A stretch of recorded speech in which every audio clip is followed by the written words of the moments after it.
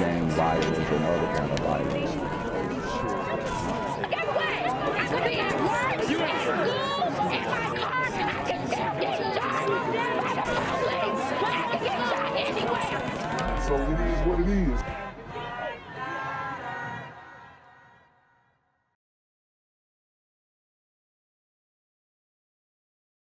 What's good, Shadow Realm? It's the Black Gen Z Mindset. Make sure you go ahead and like, comment, share, subscribe, and let's get into the video. So I'm not taking this into a whole religious context, but once we have somebody that we can worship, now it's just up to that person to now, fix it, Jesus. I think that's what the Christians say. So we can't get comfortable. He's only about one person, and I don't think that Trump is the magic bullet, but it did bring Daddy back into the home. He took out that belt and he told you to clean your room, and that's when everybody lost their mind. So I think remember back in 2015, Nina, and I know this happened to you. Mm-hmm. Remember how arrogant, how intrusive people on the left were? Why are you voting for Trump? I told the story earlier. They got all in your space. Why are you voting for Trump? Like you have a disease, like you have a problem. Think about all of that gun-toting 2A, 1A conservative. Where was all that toughness in 2015? And I'm calling it, and not just people in the chat, I'm calling all conservatives out. Where is that toughness in the nursing field? There's a lot of conservatives who are nurses. How come you ain't on Twitter? There's probably some nurses who are conservative here. How come you ain't on Twitter dancing with your Trump hat on in a video? Huh? You wouldn't dare do it. But liberals do it. How come you, these classroom teachers, they support Biden and Democrats all day. Where are all these conservative teachers? And all that toughness, I'm calling you out. I don't think y'all about that life. Even me, I told you, man. I let a old white lady 6 months ago punk me at this liberal bar. I'm like, oh no, I apologize. I'm so sorry. I didn't mean to get you mad for my goddamn opinion. I'm sorry, man. I'm sorry, Massa. I'm sorry. But that's how, and that's what I'm saying, man. It's like we have to be upfront with people instead of hiding it. Why am I afraid to wear my Trump hat in public? Well, I'm afraid a purple-haired white woman is going to knock me out. I'm afraid some gay black dude is going to knock me out. Well, I think about these things all the time. Why are conservatives goddamn scared? Go ahead. No, it's not about scaredness, CG. It's about the fact that they've pitched good against evil. This isn't about your opinions being right or wrong. I'm thinking it's forward getting all this airtime. Right, hold on, let him. It is 1 o'clock in the morning over there. Go ahead, go ahead, sir. Go ahead, Faz. Sorry, I don't know if I was coming through, but what I'm trying to say is that this is no longer about your opinions, because back in the day, you had a political opinion, you were either right or wrong, but then, you got on with the rest of your life. This is now good against evil. This is a religion. This is a religious fight now. Yeah. And you're fighting, you're either on the side of good or you're on the side of evil. That's how they pitched it. So it's not an opinion anymore. This is you're an evil person. You are literally on the side of Satan if you're wearing a red Trump hat. Yeah, and not to mention the leftists, they've pretty much gotten control of damn near all the institutions in the United States. So they have control of education, they have control of the monetary system, they have control over the political sphere and the media. So they have control over the courts. So when you go out and you profess your political beliefs, you could be putting your livelihood in jeopardy because they can get you fired, or they can get you prosecuted on some trumped up charges, no pun intended. So I think that we have to really take back the power and just bring things back to the center. And I think that's the best that we can do when we get Trump in here, because what they're doing, going after him, politically persecuting him, going after his finances and whatnot. I mean, it's a disgrace to this country. And you see New York businesses that are leaving New York. You see truckers protesting New York and refusing to do deliveries in New York. So the people on the ground really stand with President Trump. And I think, we're going to see that at the polls. But as far as the media goes, it just feels like it's so overbearing that the leftists, because they have so much power over the media and over the narratives. Thank you so much. Let Rock get in real quick. He's been waiting. Hold on. Go ahead, Rock. Rock, go ahead. I think people's governors matter a lot more than the president of the United States. If you're so concerned with these policies that you don't agree with, you need to move to a state with a governor who has policies you do agree with. Because if you're in a state that you don't agree with the governor, you're feeding into the system. You're feeding into what you're so-called against. But Biden is passing policies that affect everybody in this country. Okay, interrupt me. Thank you. I mean, you said something demonstrably wrong, so I had to correct you. I'll give y'all 5 more minutes. I'm going to finish my blunt. Y'all go ahead. I mean, I'm just saying, you said that the governor matters more than the president, but the governor can't stop an invasion at our southern border. The governors that have border states cannot stop the invasion. We just seen the Supreme Court rule against Texas about the barbed wire and said that the feds have the right to remove the barbed wire on the southern border because it's a federal issue, not a state issue. So, what you said is just completely wrong, because the president does have a lot of impact on the everyday lives of Americans. And we see this illegal immigration situation, these illegal aliens coming into the country in droves at the tune of 10 million during the Biden presidency.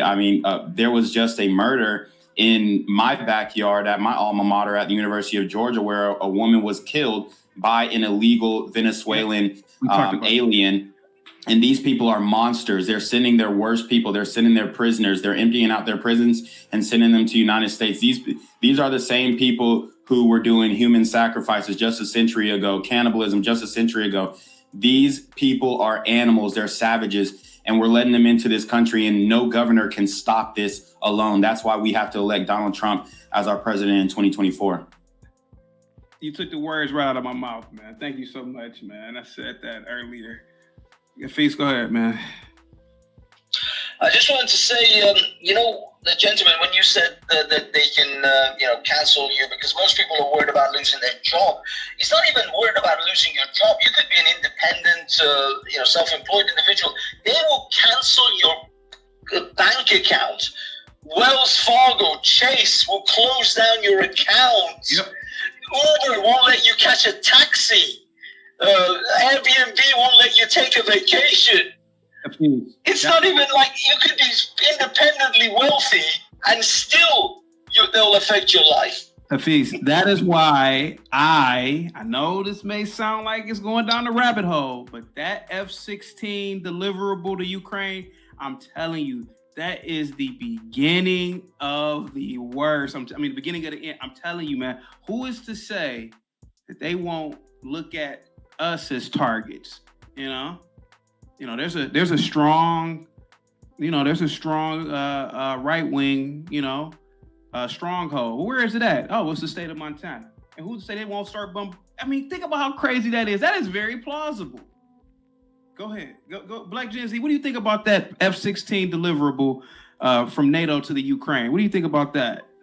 I don't think I heard about that. Could you brief me on it? Oh, okay. Sorry about that. So NATO is delivering, or they will deliver F-16s to the Ukraine. So that's what I talked about earlier today. Mm-hmm. And what I believe is, because we all know that the NATO is really America, I really believe that they are really posturing here. They're going to show you, okay, nobody's going to say anything about this.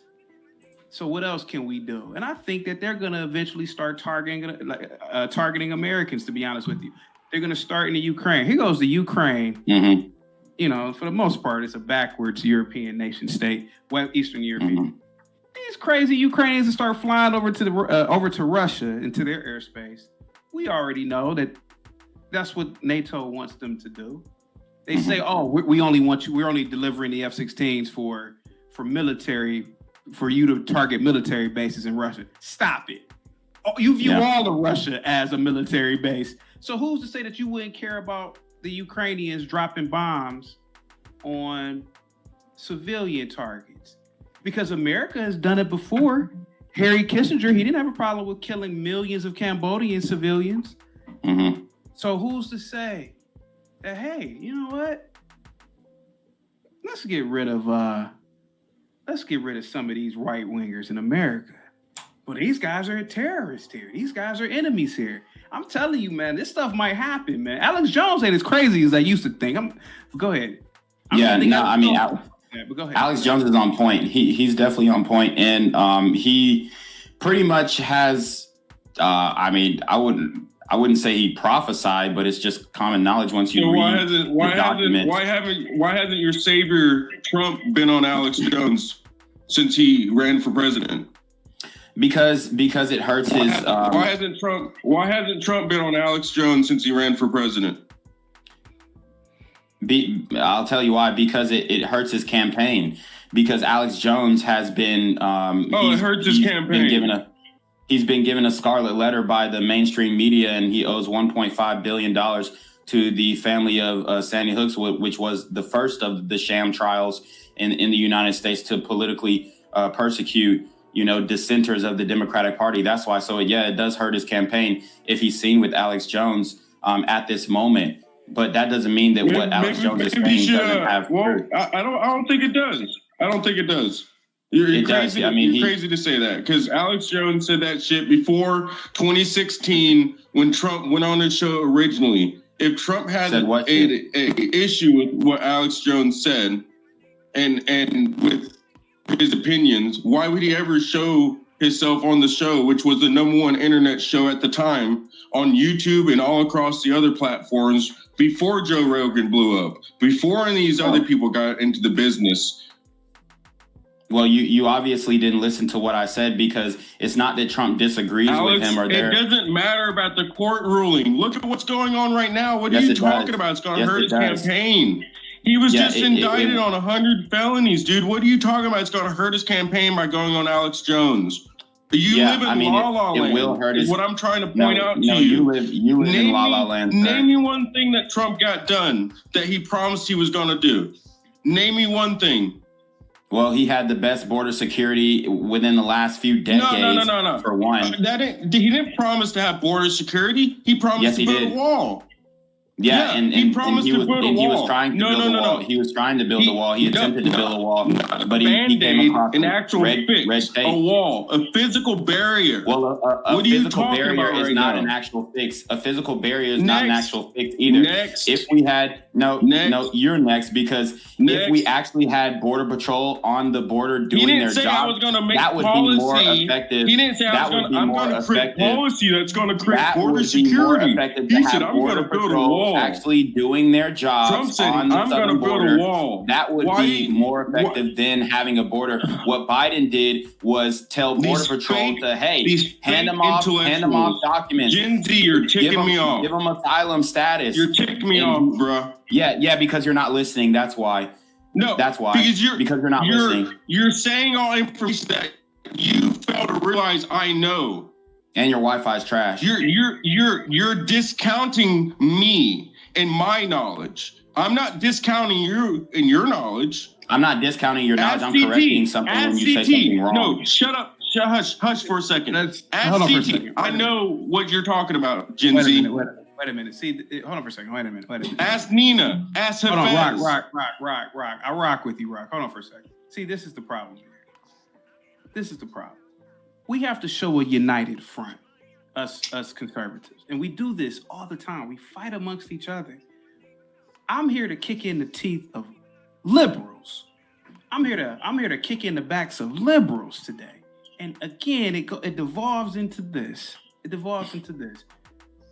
Rock, no offense, I believe Trump, hear me out for a minute. I believe Trump will be viewed as a prophet figure 50, 100 years from now. I really believe that, bro. Yeah. I really believe that, Rock. Rock, I'm not here to undermine Trump. Okay, when he was president, there were no foreign invaders, period, point blank.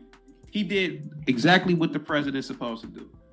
Protect the goddamn Constitution, and he did. It wasn't any foreign invaders.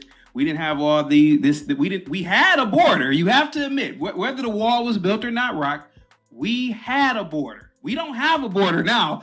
That shit is gone. We don't have a southern border. We might as well, Mexico and guys, help me out here. It's just Mexico. That's North America. Yeah. Right? Okay, help me out. Yeah. Mexico is our country now. So right. Rock, I mean, you know, I get what you're saying, Rock.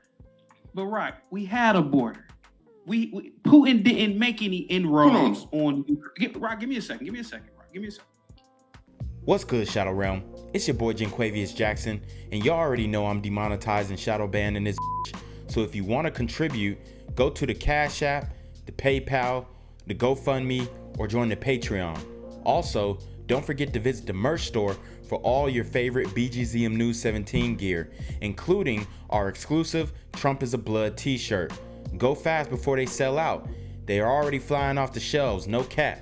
And remember, these super gremlins are on demon time. I said this earlier.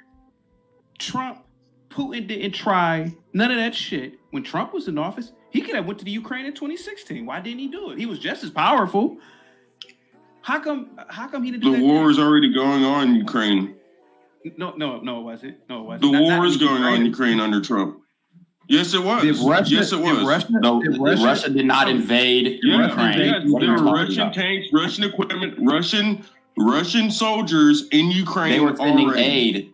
They were sending aid, but it wasn't a full-on invasion. Hush. You're just fabricating. You're fabricating the reality. What am I fabricating? Rock. Russia did not invade Ukraine when Trump was in office. Cash App you out of here. Me and you better have a Cash App war real quick, because you keep interrupting. Gen Z, hush. Let's play big bank, take little bank. Let's go. Hold on for a second. Yeah, we could. This is your profile picture is a wad of cash, but you ain't putting no money up. Let's go. Okay, I'm gonna be quiet now. Go ahead, guys. I mean, the reality is this guy doesn't know what he's talking about. Vladimir Putin wouldn't have had the gall. Vladimir Putin wouldn't have had the gall to invade Ukraine while Trump was in office because he respected Trump and, more importantly, he feared him, just like other leaders, world leaders feared Trump. Not necessarily, a fear as in, oh, I think this guy's going to kick my ass. No, it's a healthy fear that this guy is going to do what he says and implement consequences for bad decisions on the world stage. And that's what Donald Trump is about. And that's why you didn't see these invasions. That's why you didn't see China talking about, if U.S. sends arms to Taiwan, that's a declaration of war. You didn't hear them talking about that when Trump was in office because Trump let Xi know that, hey, you are not going to invade Taiwan under my watch because Taiwan is an ally of the United States, right? And guess what? Xi Jinping did during Biden's administration? They rolled out the red carpet for him in California. Him and Gavin Newsom met up because Gavin Newsom is contemplating if he wants to jump into this presidential race after he's completely destroyed the state of California, which arguably has one of the states with some of the most resources in the United States, and they're completely destroyed. Their economy is destroyed. The state of the city is destroyed. The crime is destroyed. The crime is out through the roof. The social aspect of California is completely tarnished. People don't want to go outside. People don't want to congregate in large spaces. People do not want to risk their safety because Gavin Newsom has completely created a lawless state. And that's why when Donald Trump gets back into office, you will see a swift change on the world stage and the cards will shuffle indeed. And we'll be back on top. It'll be America first. And, we'll be hopefully riding into the sunset once he sets up his predecessor. Thank you so much. And I would love for you and Rock to, not to be on it like that, but hey, I would love for you guys to play Big Bang Takes Little Bang. Toughest SOB with the $5 super chat. It says, CT, if the blacks woke up, that means they would have to grow up, and we all know they don't want that, because if they have to grow up, then no more excuses. Toughest SOB, I'm gonna kick your ass up out of here, dude. I rock with. What the hell does this have? What does this super chat have to do with what we're talking about? What does black people got to do with the Ukraine? Anyway, I think Rock and I think a few people in the chat have smoked too much weed. Putin was in Crimea. Crimea is not the Ukraine. And I think that's what people are forgetting. I saw what you wrote, Mountain. You said I'm a political novice. Sir, I always say, sir, I'm just an ape living on a floating water rock in infinity. No, listen, no CT. CT. That's not just it. Rock. Hold on. I said it. I may sound like Tim Scott here. When Trump was in office, Putin didn't invade, and he wouldn't double dare to invade Ukraine. When Trump was in office, we had a border.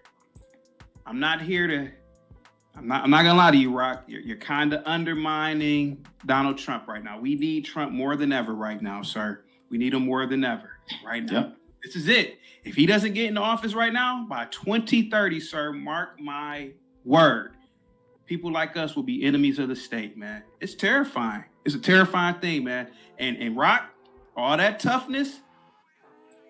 Hey, look, man, I saw it in 2020. All you gun-toting, and Rock, you know I rock with you. All you gun-toting far-right wingers, hey, I'm all about 2A. Put your mask on. Oh, okay. Yeah. So I saw all that go out the window. So how tough are you?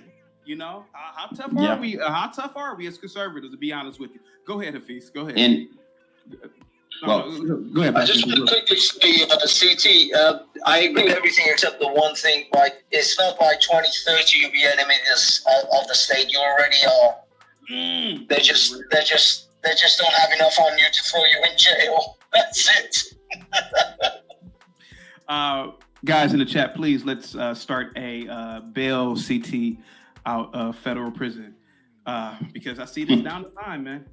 Go ahead. Yeah. And I hear people in the chat saying, oh, well, this Ukraine situation doesn't affect black people. This Ukraine situation doesn't. Well, actually it does, because if you think back to when Russia first invaded Ukraine, guess who were screaming, out of their lungs that they needed help in Ukraine? The African foreign exchange students who were studying in Ukraine, and people were saying, oh, it's racism. They're not letting them get out. Why are black people fighting for Ukraine? We don't need to be fighting for them. Get the Africans out of there. So we had the hashtag Africans in Ukraine thing going on. Yeah. And guess what? I did a video on that just 1 year ago when Russia invaded Ukraine. And guess what? This affected a mass amount of Africans who were in Ukraine, who were studying, who did have a student visa. Oh my God, not a hashtag. It was bigger than a hashtag, because you had thousands of Africans trying to flee into Poland. And guess what? Poland wasn't accepting them. they weren't accepting them. Not off rip. So it completely affected black all across the world. And this is why Trump needs to be back in office, because none of this would have happened without Trump. Real quick, Nina, I saw that I was on point about Eastern Europeans, about my little joke about about America going over there for an audit. Imagine Karine Jean-Pierre going over, and she's not audit. I'll just imagine. I said this would be, and we want to audit where our money went. And they say, your money, it went to war. That's what money went. And that's how a lot of the. So you live around Albanians, Eastern European men. Yeah, I grew up around Italians and Albanians, and they just look at you straight face like, what are you talking about? Yeah. The money. Yeah, we spent it on war. On war in Vodka. And supplies, always supplies. You want to see supplies in this building here? No, hell no. You guys are good. Oh, okay. Yep. We have supplies in building. You want to see it? Guys, please. Sometimes it seems like all Europeans, like all white people are the same. I'm like, I'm promising you, they are built different. Eastern Europeans are built different. You don't want to mess with them like that. Nina, did I ever tell you the story about there was a strip club in Cleveland, and I don't know if it was 18 and over, but anyway, me and a high school buddy of mine got in there, man. Oh man, we may have been older, maybe 19 or whatever. It was this big ass Russian dude at the front, and we're not gonna say what this place really was, but we know what kind of front this was. This Russian had to be 6'7", 270 something pounds. I'm talking about solid muscle. My friend got the popping off about something. I'm like, yo, man, listen, this isn't Chad who lives in the little suburbs over here. This motherfucker snap your damn neck. Anyway, but yeah. Rock, what's up, man? And then we gotta get Rasmussen in. Go ahead. I think it's kind of funny by me holding someone accountable to the same standard someone else would hold me accountable to, if somehow I am anti them and I'm trying to tear them down, when all I'm trying to do is have a basis in my opinions in reality. And that's what I think everyone else needs to do also. So by me saying that, hey, this guy got hired to do basically 3 things, he did none of those 3 things. We're still having the same problems we were having before he was in. And he, I look back at it as he didn't really do much. He failed at his job. And for people to be like, oh, in 2024, Trump, he's gonna fix everything. Y'all need to come to the reality that maybe man cannot fix anything that we have here that we have issues with, because we're not dealing with just mere mortals. We're not dealing with just mere men. We're dealing with something else. And that's what you need to put your faith in. I don't put my faith in no man. That's why I can hold everybody accountable equally, because I'm not beholden to no man, okay? And for y'all to come up here and just try to spew a bunch of information as if I don't know the information already and I built my opinions off of that, shows what respect you have for other people and what high, big-headed, braggadocious regard you have for yourself. Balkan with the 5-year-old, the obese Congolese on TV, and his buddies were not students in Ukraine. He was on unemployment for 9 years. Yes, I remember that, Balkan. I did a story on the Ukraine, and I did a story on that particular Congolese guy. And I felt that he was a coward because, yes, he had lived in the Ukraine for 10 years. He was not a student. And I felt like a country that was giving him food and shelter, he should have, I guess it's easier for me to say it, but he should have fought for that. But I think there were other, Black Gen Z is correct. There were actual students there that were Indians. There were thousands. And Africans that actually were just students there. So Gen Z is right, but I know what case you're talking about, Balkan. I do too, and I'm not discrediting what he's talking about. Were there some scammers? Yeah, sure. We all are aware of the African or Nigerian scammers. We know that's a thing, but that doesn't discount that there were still thousands who were trying to flee the country as a result of President Vladimir Putin, invading Ukraine, and that wouldn't have happened if Trump was in office. So that was my point. It wasn't that, there was some riffraff in the midst of them, so you can't believe all of them. That's not what it's about. Product of Cook County with the $5 super chat. Black Gen Z represent, and Breeze kicked Rock up out of here for 10 minutes. Rock, I'll bring you back at 3:40. Nina, it sounds like you're about to say something, then we got to get Gen Z, I wanted to piggyback off of what you said. So, like you were saying in the chat, people are like, well, what does this have to do with Black people? And so you brought up how this was affecting Africans. So then you would have someone who's an FBA would be like, well, those are tethers or those are African immigrants. That doesn't have anything to do with us. The thing is, and it keeps repeating itself all across either the diaspora or the West itself.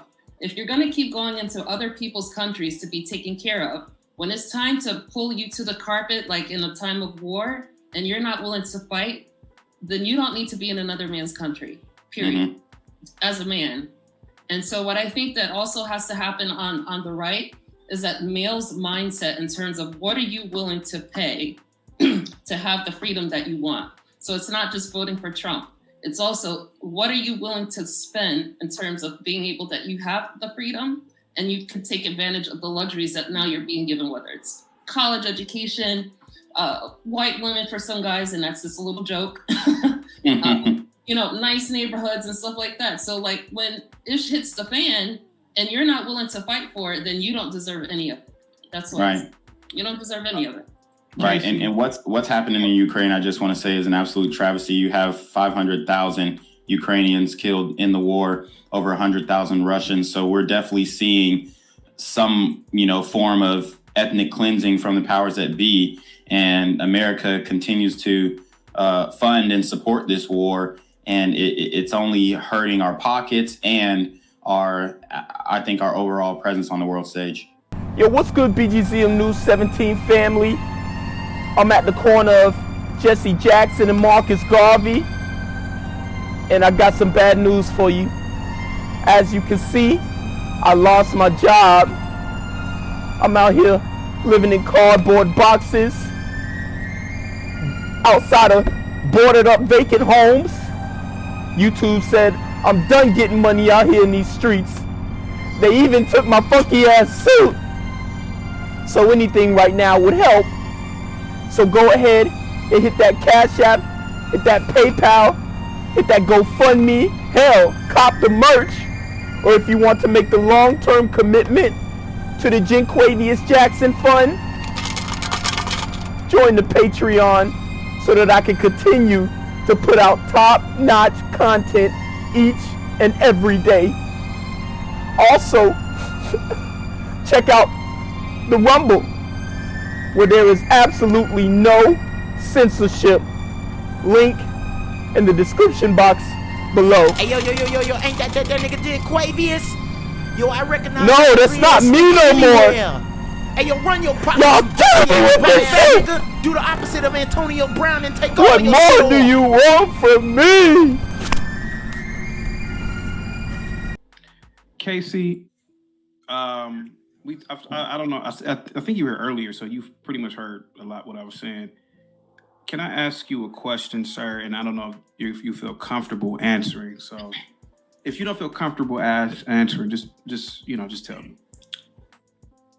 Do you think that the U.S. government would not only label right-wing people as terrorists, but will actually bomb within the continent, will actually bomb, this rural home here, get rid of them?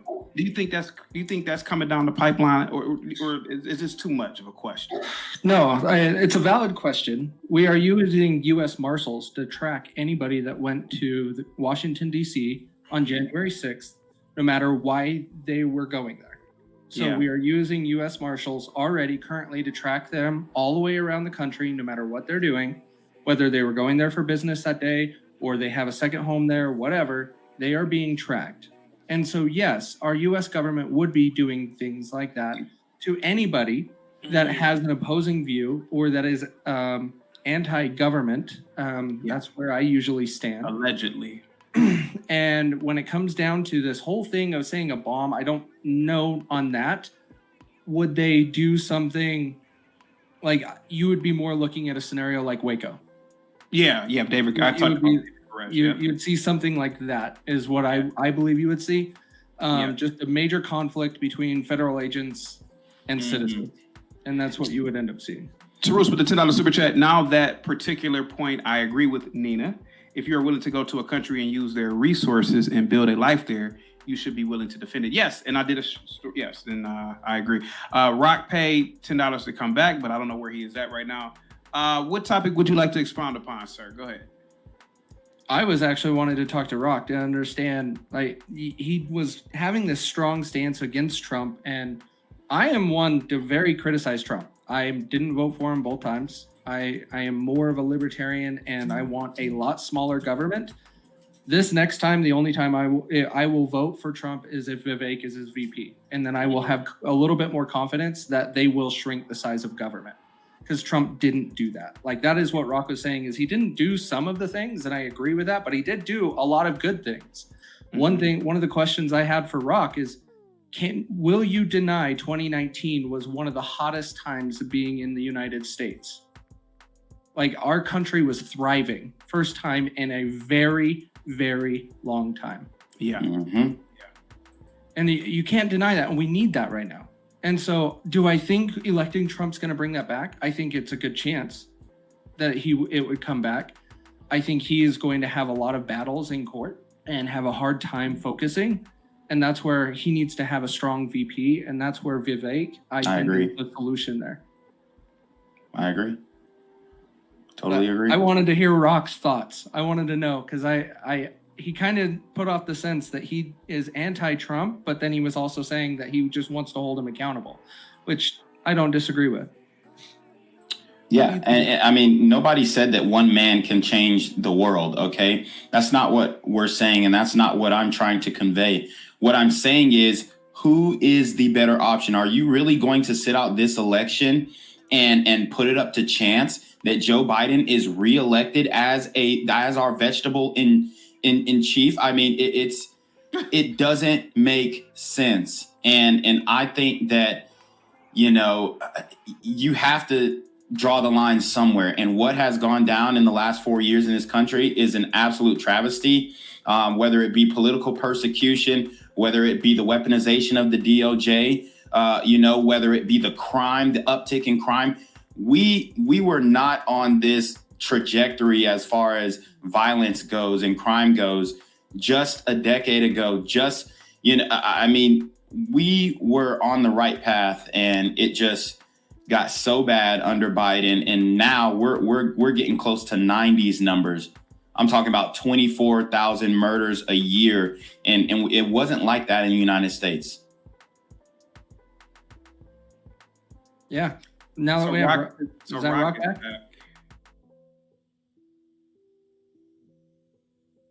Rock. Can y'all hear me? Yeah.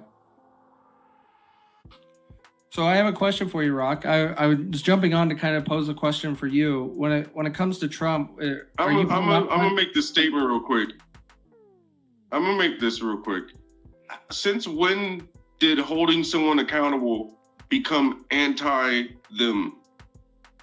That's been around for a long time. I would hope my closest friends and supporters would hold me accountable when I did things that were against what I said, or I didn't follow through on things that I've said.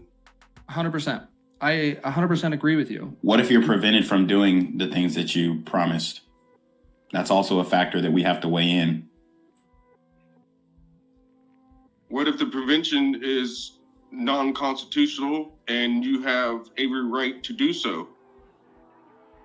I mean, you can say that, but we have checks and balances. You have to get things passed by Congress in order for... It is. I mean, he can only do so much with executive order. You're telling me you can drone strike... Hold on. You can drone strike a U.S. citizen overseas that absolutely has nothing to do with something, but you can't build a physical barrier in between two countries, which you have absolutely every constitutional right to do so.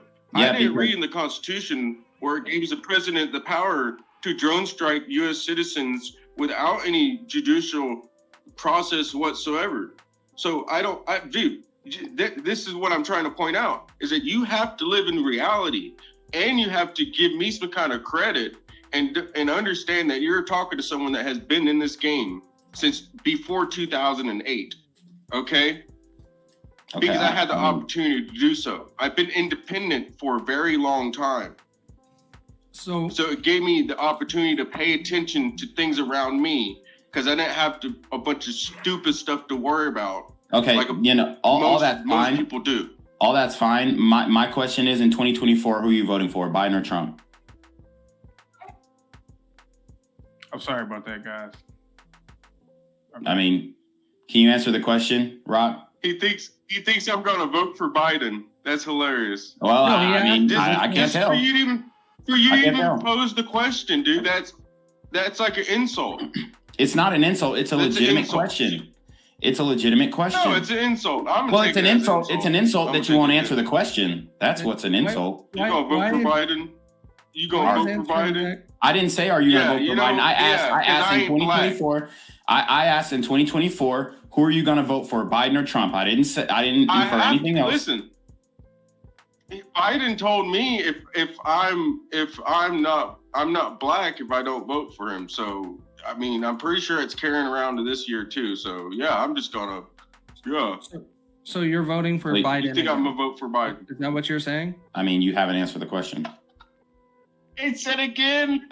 Yeah, because you said it's not going to change again this year, and so I'm just you're giving us little things that point us to where we can make some assumptions instead of giving us a clear. So you think answer. he fooled me? So Biden got me? No. You think y'all Then think just- Biden got then me just with the say line Biden or that Trump or a I third don't party. vote for him?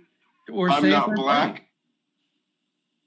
What? I mean, Why does everything have to be an attack? the question's simple. You just Only refuse to person- answer it. Yeah, I'm just gonna kind of let this roll. I see those kind of detailed questions. I don't know about really answering if I should answer those questions. So you're voting for Biden? Because I think from my opinions, you should be able to Can't tell. calculate who I'm going to vote for. Can't tell. You're very critical Can't of tell. President Trump. I can't tell. You're very. No, absolutely not. I cannot tell because you're very critical of President Trump, but you have no critiques for President Biden when he has completely destroyed this country, and we've given you ample opportunity to say, okay, well, maybe you didn't like haven't everything talked about Trump did. This whole conversation has been about Biden's presidency and how we Biden would is like to see Obama change. 2.0. What are y'all talking about? I don't agree. I don't think Biden is Obama 2.0. I disagree. I'm not saying that the arms of the Obama administration aren't working throughout his. I have video evidence of the former president Barack Hussein Obama describing exactly what's going on right now in the Biden Yeah, everybody's presidency. seen that clip, bud. Everybody's seen that clip, bud. Obama, if he had a third weekend term and at he could Bernie's. just put somebody in there, we've all seen a clip. So My question is, weekend at who are you Bernie's. voting for in 2024? You think Biden's making decisions? You No. think Biden's making decisions? I Jim? literally just said no. I'm not Okay. saying that. So what the hell? What? What's happening now is worse than what happened under Obama. Okay. Because Obama Biden's actually not making deported decisions, illegal so aliens. Who's making the Obama decisions? deported 3 million illegal aliens. Oh, now hold on. Let's have this little conversation real quick. All right. Biden's Can you not answer the making question decisions. first before we get into the Vote for me on conversation? I asked you a question. I can't have a I can't further this conversation unless you answer the question. Who are you voting for in 2024? I'm not going to move forward with this conversation unless you answer my question. That's how a conversation goes. If I ask you a Why do I have to question, answer who I'm because voting you for? want I to feel continue, like that's you very said, let's go personal. down this line of conversation. So That is very personal, and I believe in the Constitution. I don't have to tell you what I vote. To be honest, sure. Okay. I don't I mean, have to. And you can't make me, and you can't shame me. I'm not can't shaming you. shame me into telling you who I vote for. I'm not shaming you. I just, congratulations on your support for President Yeah, Biden. you're trying to shame me. You're yelling at me. You're raising your voice. You're blacking out on me.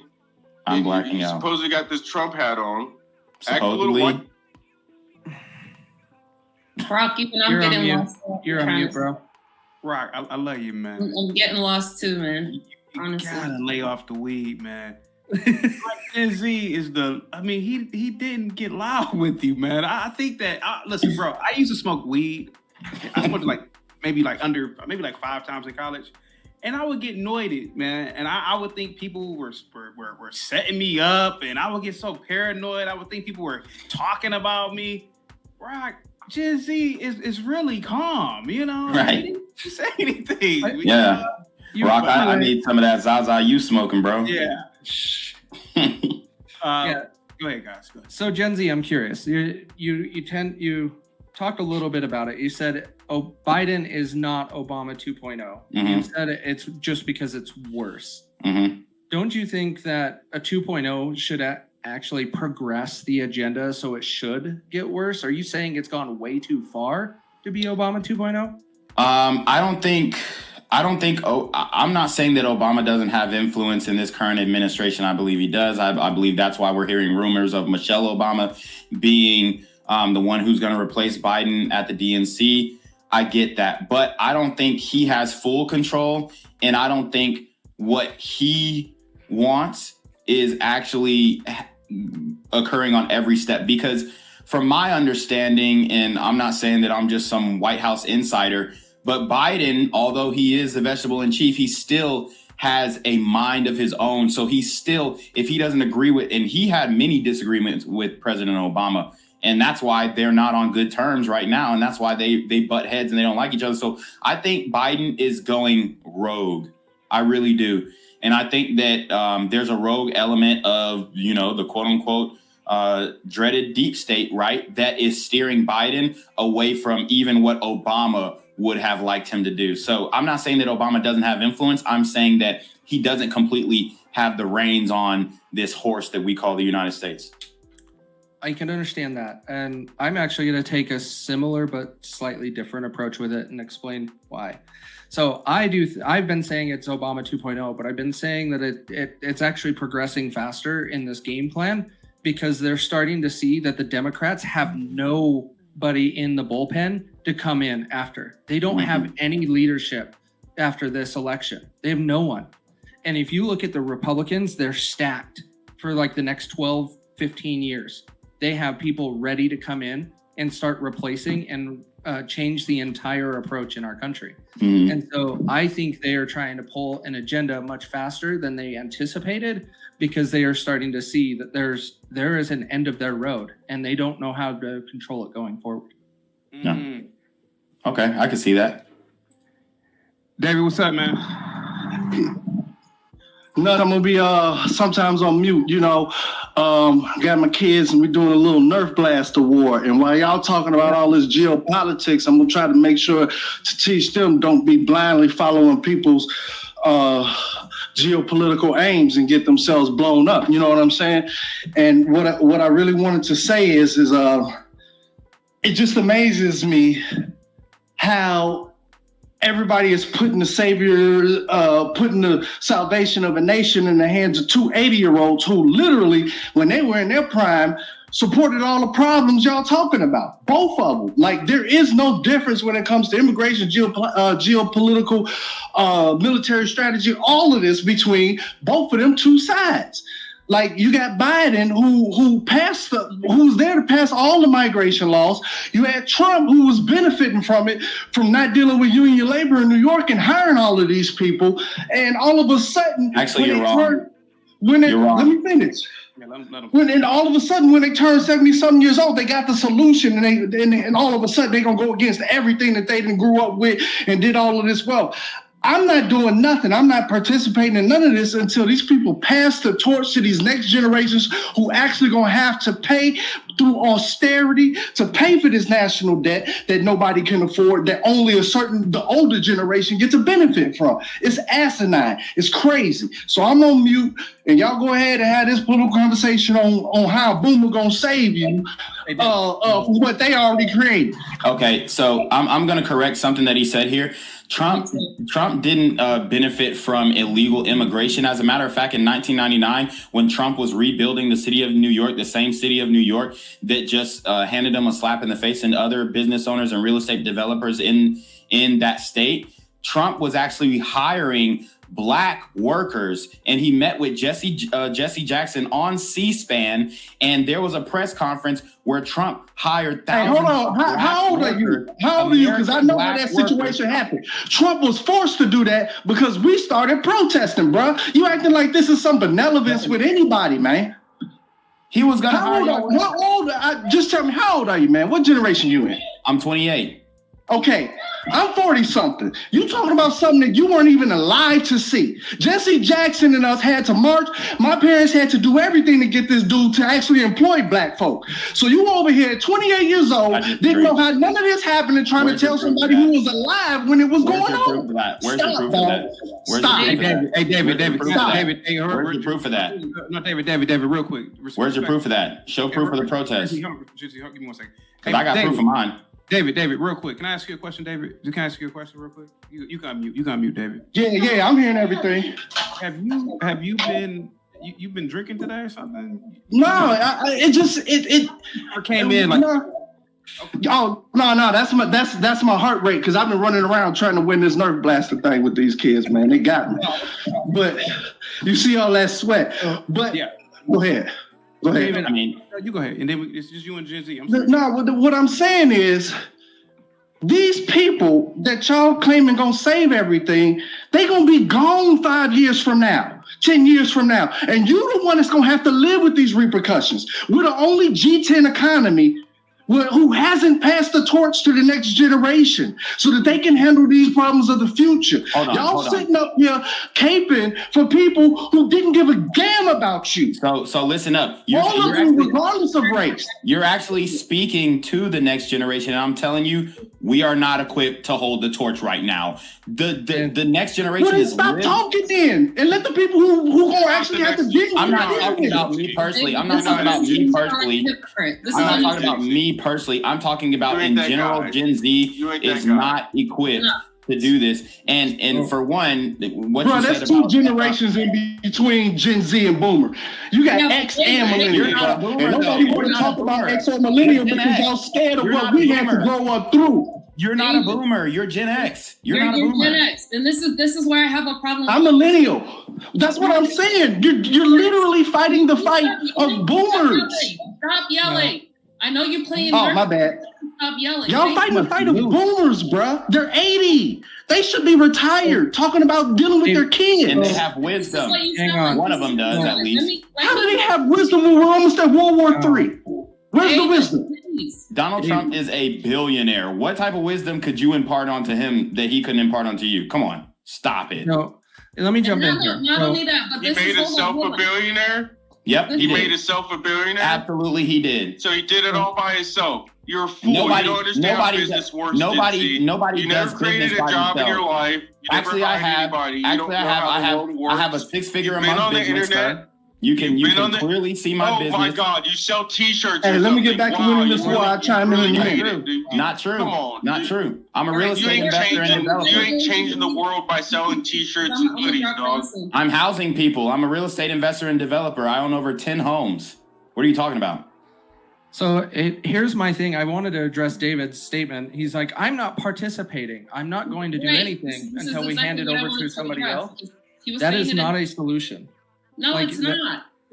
By not participating means you need to shut your mouth until you start showing up to the polls and participating. Right. And Casey, let me just piggyback that. David said the equivalent of what I've heard red pill manosphere people say when they're complaining about women. Women need to let us lead. MFR, if you can't lead, nobody needs to let you. So when he was saying that, the 80-year-olds need to pass the torch to the next generation. Motherfucker, how come you just don't take the torch? Right. Yeah. You're waiting for someone to give it to you. That's the problem. And now you're also saying that you won't even participate in the process. So you're right, Casey. Just shut the F up about it already. And you're not telling the truth. You're not being truthful about what happened in the 90s when it comes to Trump. Trump was indeed 100% employing the black community, and it wasn't nobody forcing him. He gleefully employed black people and black workers. We can play this clip really quickly. Nobody was holding a gun to his head. 28 years old, bro. And you have no evidence of your claims. What's happening before you were born, bro? Because I read. How do I know what happened in World War II? How do I know what happened in the Civil War? Are you retarded, bro? It's called reading. It's called education. Hold on for a second. Black Gen Z, would you like to play the video right now? Absolutely. Let's go. Yeah, go ahead. Thank you so much. Because I know what happened. All right. Okay, hold on for a second. You're not providing any sources, so. Go ahead, Gen Z. Just go ahead. A friend who has, he is deceptive in that his social style is of such. One can miss his seriousness, and his commitment for their success is beyond argument. When we opened this Wall Street project and we talked about it, he gave us space at 40 Wall Street, which was to make a statement about our having a presence there. And beyond that, in terms of reaching out and being inclusive, he's done that too. And created for many people a comfort zone when I ran for the presidency in 84 and 88.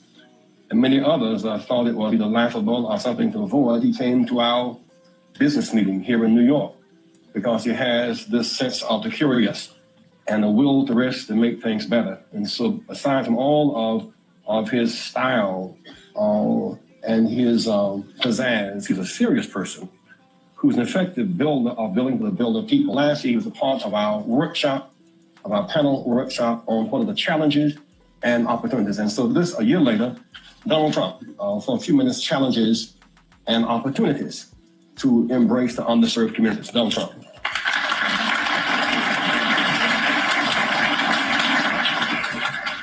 I will tell you, a large percentage of the people, and especially in construction, that are building these great jobs are Black and minorities, and I'm very proud of it. We have close to 25%, and I think the number's going up, and they'll do a great job. There are no better builders than we have in New York, and a big percentage of that is Black and minority folks. So I just want to thank everybody in the room for being here. I look forward to some questions, and then I don't know how we're going to leave this building today, because if you look outside, it is terrible, but we'll figure a way. There's always a way, and thank you, Jesse, and congratulations.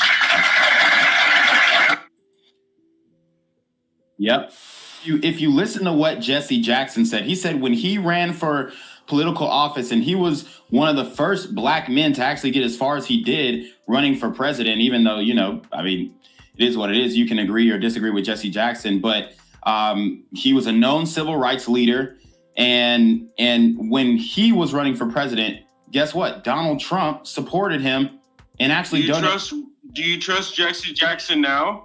I do trust him in that context. It doesn't matter what I think about him now. I'm telling you about what happened in the 1990s. No. Here's all no. There's no way I can know that it happened. That's been around since you've been alive. The last 29 years of Jesse Jackson's life that you've been around, you trust him. I think there's some things that he's right on, and I think there's something that he's wrong on. Not one person I can put my whole trust into. I'm asking a generalized question. Do you trust him? Do you trust him for the 29 years you've been alive? Trust him to do what? Trust him to... Yes or no? Like his opinion today, if he would go on MSNBC, you would be like, yeah, I trust what he said on MSNBC. Without even hearing what he said. You would just say, yeah, I trust what he said. It depends on what he said. Okay. What has he said recently that you agree on? I'm not talking about him recently. I'm talking about what happened in the 1990s. Oh, okay. My exact point. You're talking about him at a time that you was not even alive. And the time that you are alive, how is this an argument? You wouldn't trust him. How is this an argument? Because I can talk about Adolf Hitler and I wasn't alive. You're taking a small clip out of context. No, I'm not taking it out of a context. In a time that you was not even alive. But I studied the time. What are you talking about? Okay, in the whole history of Jesse Jackson, do you trust him? Because I don't. I don't know his whole history. But you're telling us that you trust him in a time that he was alive, you was not alive. I was alive. I was 4 years old, sir. A video. So, Rock, to kind of pose your question in a different way. None of us were alive for World War II, so what's the point? I know, right? This is such a fallacy. When you're posing this for him, and you're saying that he wasn't alive, which I don't know how that's relevant. We're not talking about World War II, Nina. But here's the thing, Rock. We're trying to understand I don't know how what your position is. We're talking about whether or not someone was alive during an event. And it's called an analogy, bud. Having an opinion based on that, even though they weren't alive. So it's like, what's the difference? If I had an opinion about World War II, are you going to have that argument? Yeah, but you weren't even alive. You see how it's not logical? Petty Philosophy with the $2 super chat. Blacks love Trump in the 90s and 2000s. The philosophy of beast. Thank you so much. And Bob, thank you so much for your super chats. CT, how did you get Vlad on the panel? And Bob also says it's embarrassing for a race to demand jobs. Go ahead. I'm going to bring David back up in 1 minute. He was timed out. Go ahead, guys. Go ahead. So the part that I don't understand what you're saying, Rock, is you're telling Gen Z here that he is taking time out of context, but you are not providing any facts or anything to show that he's taking it out of context other than your emotion. And so when we are having these conversations, it is very helpful if we can bring. No, I'm using his opinion. I'm using his opinion of the person that he's been alive this whole 29 years of his existence. And he's saying that he trusts Jesse Jackson for the last 29 years and the time before. And he supposedly, this conservative that is with the Trump hat on, but he trusts Jesse Jackson. And when I look at Jesse Jackson, that's the last person I would probably trust. Sure. I wouldn't allow Jesse Jackson to watch my dog. Product of Cook County with the $5 super chat. Everyone quick and to he shut wants down to say the that, young. he said some things I agree with. Product of Cook County with the $5 super chat. Everyone quick to shut down the young. They complain we need to pass the torch to the young people. This is why we are in shambles. Yeah. Facts. Good point. Yeah. Corey with the $5 super chat says, us black people demanding jobs is definitely embarrassing. Go out and get degrees, trades, and certifications and experience. Nobody owes you anything. Good point. Yeah. Go ahead. And I mean, as you guys can see, Trump was providing jobs to thousands and thousands of blacks and minorities, built those skyscrapers. And the reality is that back then we had more blacks in trades. We had more skilled blacks who knew how to work with steel, who knew how to work with titanium, who knew, how to do carpentry. And today, all these young ninjas want to do is rap and play basketball or something. So the reality is that Trump has been employing blacks for a long time. And the reality is he even had a cosign from Jesse Jackson, who most black people held in good regard and good esteem during that time. And undeniable that President Donald Trump hired blacks and minorities, to help build these beautiful, luxurious, wonderful skyscrapers that we see in New York City. Can I talk about, since I grew up in the 90s, through all of what you're talking about, can I just... If your Wi-Fi ain't struggling. I'm here on the corner of MLK and Medgar Evers, and it's a very tranquil scene compared to just a couple hours ago where a drive-by shooting just took place. Excuse me. I'm getting live updates as we speak. I've just been updated to the amount of casualties from this drive-by shooting, and I'm getting reports that 2 people were actually declared deceased and 27 others were shot and injured but are in stable condition. And although we must pray for the families of the fallen, we must also praise God for the aim of the super gremlin. If you want to know more about the victims of this crime, make sure you add BGZM News 17 on Patreon at www.patreon.com/blackgenzmindset. Also, don't forget to like the video, share the video, subscribe to the YouTube channel, and comment on the video to continue the discussion on how we can find solutions to all this gun violence in the streets. For more hard-hitting news coverage from the community, by the community, I'm Genquavius Jackson, here live, reporting from Atlanta, Georgia, BGZM News 17. And cut. All right, dog. Let's get the out of here before these niggas come back. Whoa. Yo. Whoa. Ain't that nigga J? Nah, that ain't me. That ain't me. He just went live That with ain't that me. funky ass suit That's on. that nigga. That's not me. Hey, get that nigga. Genquavius Jackson, here live, reporting from Atlanta, Georgia. Pray for me. Casey, go ahead, man. So I'm going to push back a little bit on Gen Z. You're saying because of blacks that we had more in trade and all of those things. I would say that's a societal change in general. It's not a race change.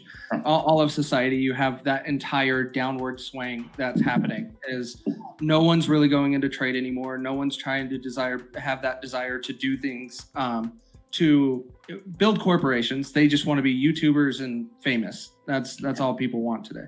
What's the argument? The argument, okay, well, all I did was state for a fact that both of these candidates, everything that you're complaining about fighting over, both of these candidates, both parties throughout my lifetime have supported the problems that they're talking about they're going to fix. Okay. That's all I said. And it turned into whatever this guy's talking about, which is false. I remember how Jesse Jackson got into that. Trump had to go to Jesse Jackson because he was having a problem. He didn't have that employment. He's when it came down to subcontractors, he was stiffing them. He didn't want to pay union labor. And I'm not trying to dog Trump. That's not even what I spoke about. But you're totally wrong on that. The reason why I'm on this channel is this. Because the unions are... No, let me talk. You talk for 2 minutes. Hey, David, do you have proof that Trump did not want to pay union laborers? Did you have proof of that? No, he doesn't. All you have to do is Google. Just Google it. Trump and union labor. That's okay. No. Okay, I'll log off, and I'm going to send you the links. David, I'm not arguing with you. I wasn't either. I guarantee he didn't send that link.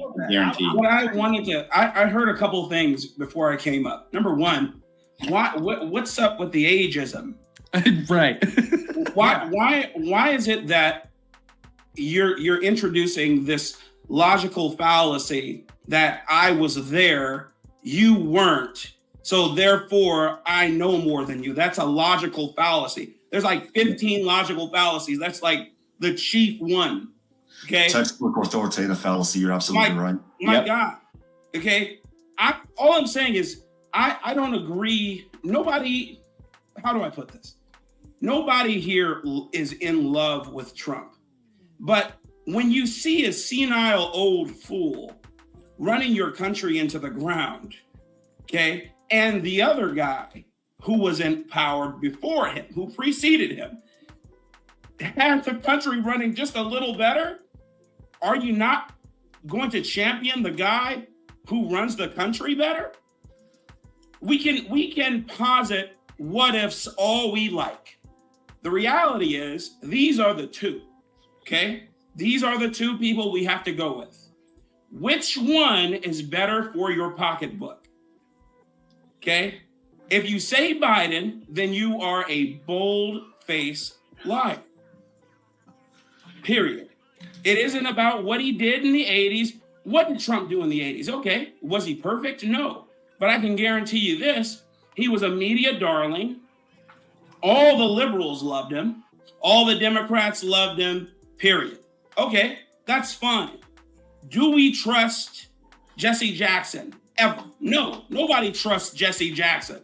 But that's not what's on trial here. We don't have to trust him to know that he championed Trump for about 20 years. Right. And let's not act like the gateway to the black community is not through these black churches. We've seen what happened with Fannie Willis, and she going back to the black churches and preachers having whole sermons about how wrong Whitey is and how right she is and how strong of a black independent woman she is, even when she's in the wrong. So just because you personally don't trust Jesse Jackson doesn't mean that the majority of black people are not down with Jesse Jackson. Because I guarantee if you go ask your grandma and your mama them, they gonna tell you, oh yeah, we love Jesse Jackson, honey. He's so handsome. Not only that, Gen Z, but you notice how she tried to condone her sins in the church at the pulpit. That to me was textbook sacrilege. Oh yes, I was caught in a moment of weakness. Wait a minute, last I checked, weren't one of the 10 commandments not to commit fornication? And adultery. The second of the 10 commandments not to commit adultery? You have to own that. Look, I did wrong. She didn't. I was in a moment of weakness. Like, wait a minute. Last I checked, your moment of weakness, wasn't that punishable by stoning back in the day? And people bought it hook, line, and sinker. That is what got me. The fact that they bought it hook, line, and sinker. The point here is, if this is about Trump, right? Is this cast about Trump? No? Yes? When you say cast, you mean conversation? Yeah. Your podcast currently. No, today I was... When I came up, that's what I heard. Yeah, I was pretty much just justifying why Trump needs to be back in office. I went on a 3-hour monologue and, but Rock came in and to me, and I love Rock, man, but to me, he was sounding like he was undermining Trump. Right. To me, and that's what and that's, so. Okay. So, and that's why I jumped on, is a lot of it is because I have a similar stance to where I do want to hold Trump accountable for some of the decisions. All right, hold on. Blacks. Can I ask you a question? Sure. I'm gonna ask you a question real quick. All right. Sure. Let's say you hired me to do a job, and one of the jobs was to build a fence around your yard. Yes. Paint your house, and install security cameras. Okay. And you hired me. You gave me all the tools to do it. Made sure I was equipped to do so. I don't show up for a week. I show up. I'm there for 4 years. I don't complete none of the tasks. Okay. Did I do my job that I was hired for? The answer and by is no. you calling me out, are you calling me out? Are you anti me? No. So the answer is no. You did not do the job you were hired for. Okay. And no, me calling you out is not anti you. Okay. Now, what the point?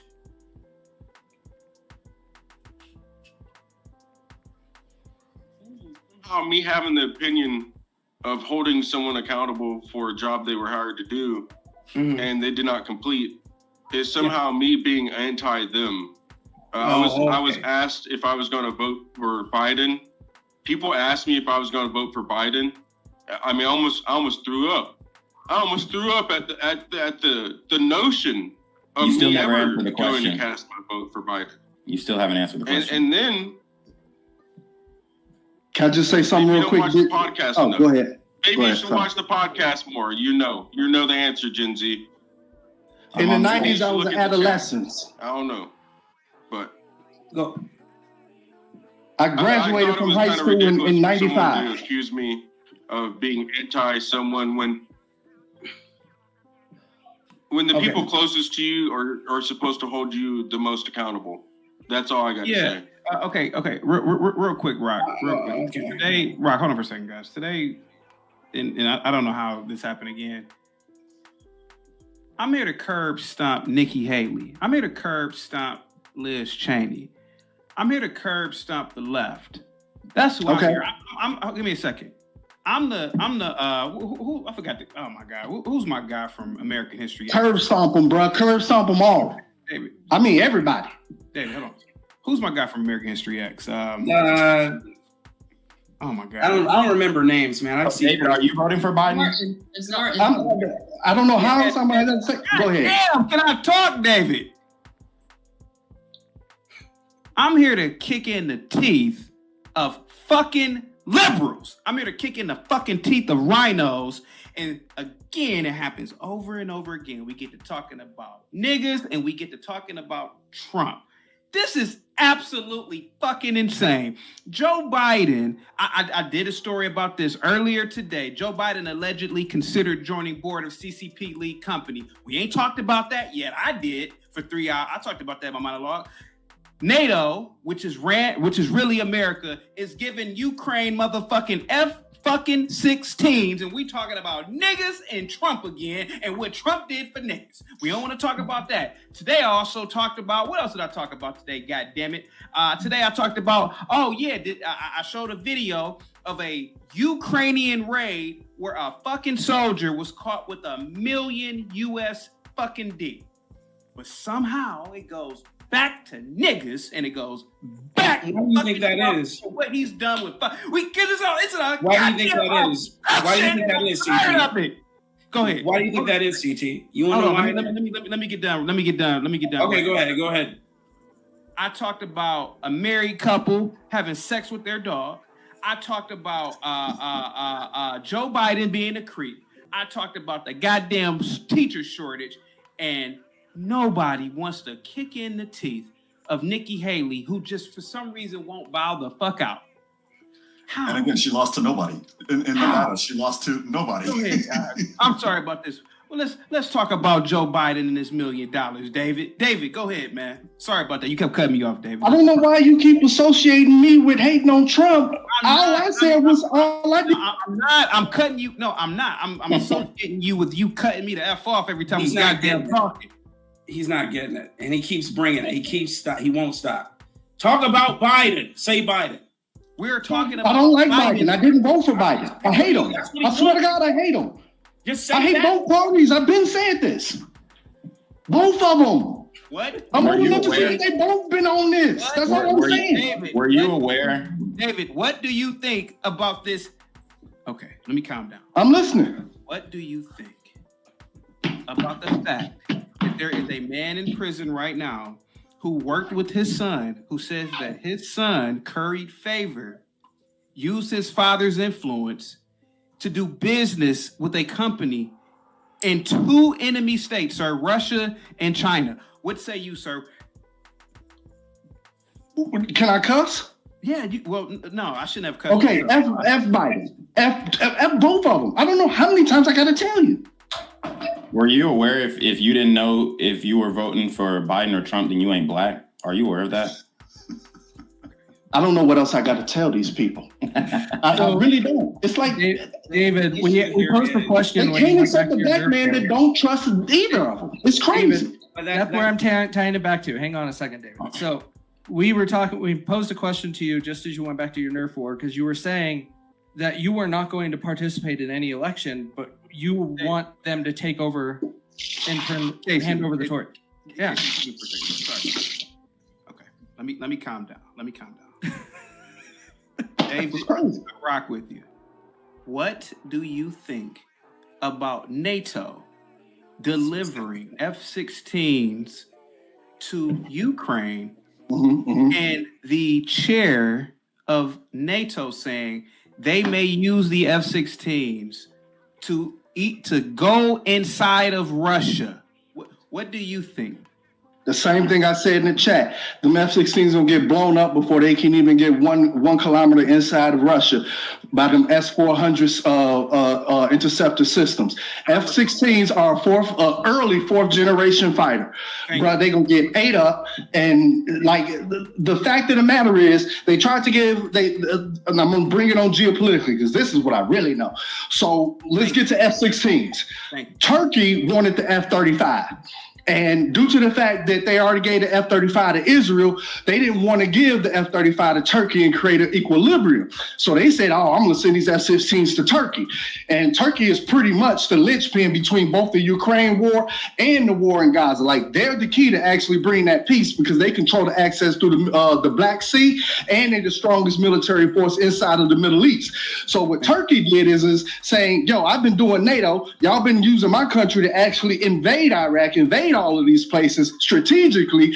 So they decided to build their own stealth fighter. The biggest problem is that they don't make these engines. So they got their stealth frame. It just flew last week. And now they're trying to talk to the Russians to get a technology transfer to get the engine to go supersonic without afterburner. So in my opinion, y'all consider them F-16s. All they're going to do is get shot down. Well, it's not only that, but they've just made us legitimate targets. What a lot of people are not mentioning is that those pilots are being trained 18 hours north of me. They're being trained at Fort Sill, Oklahoma.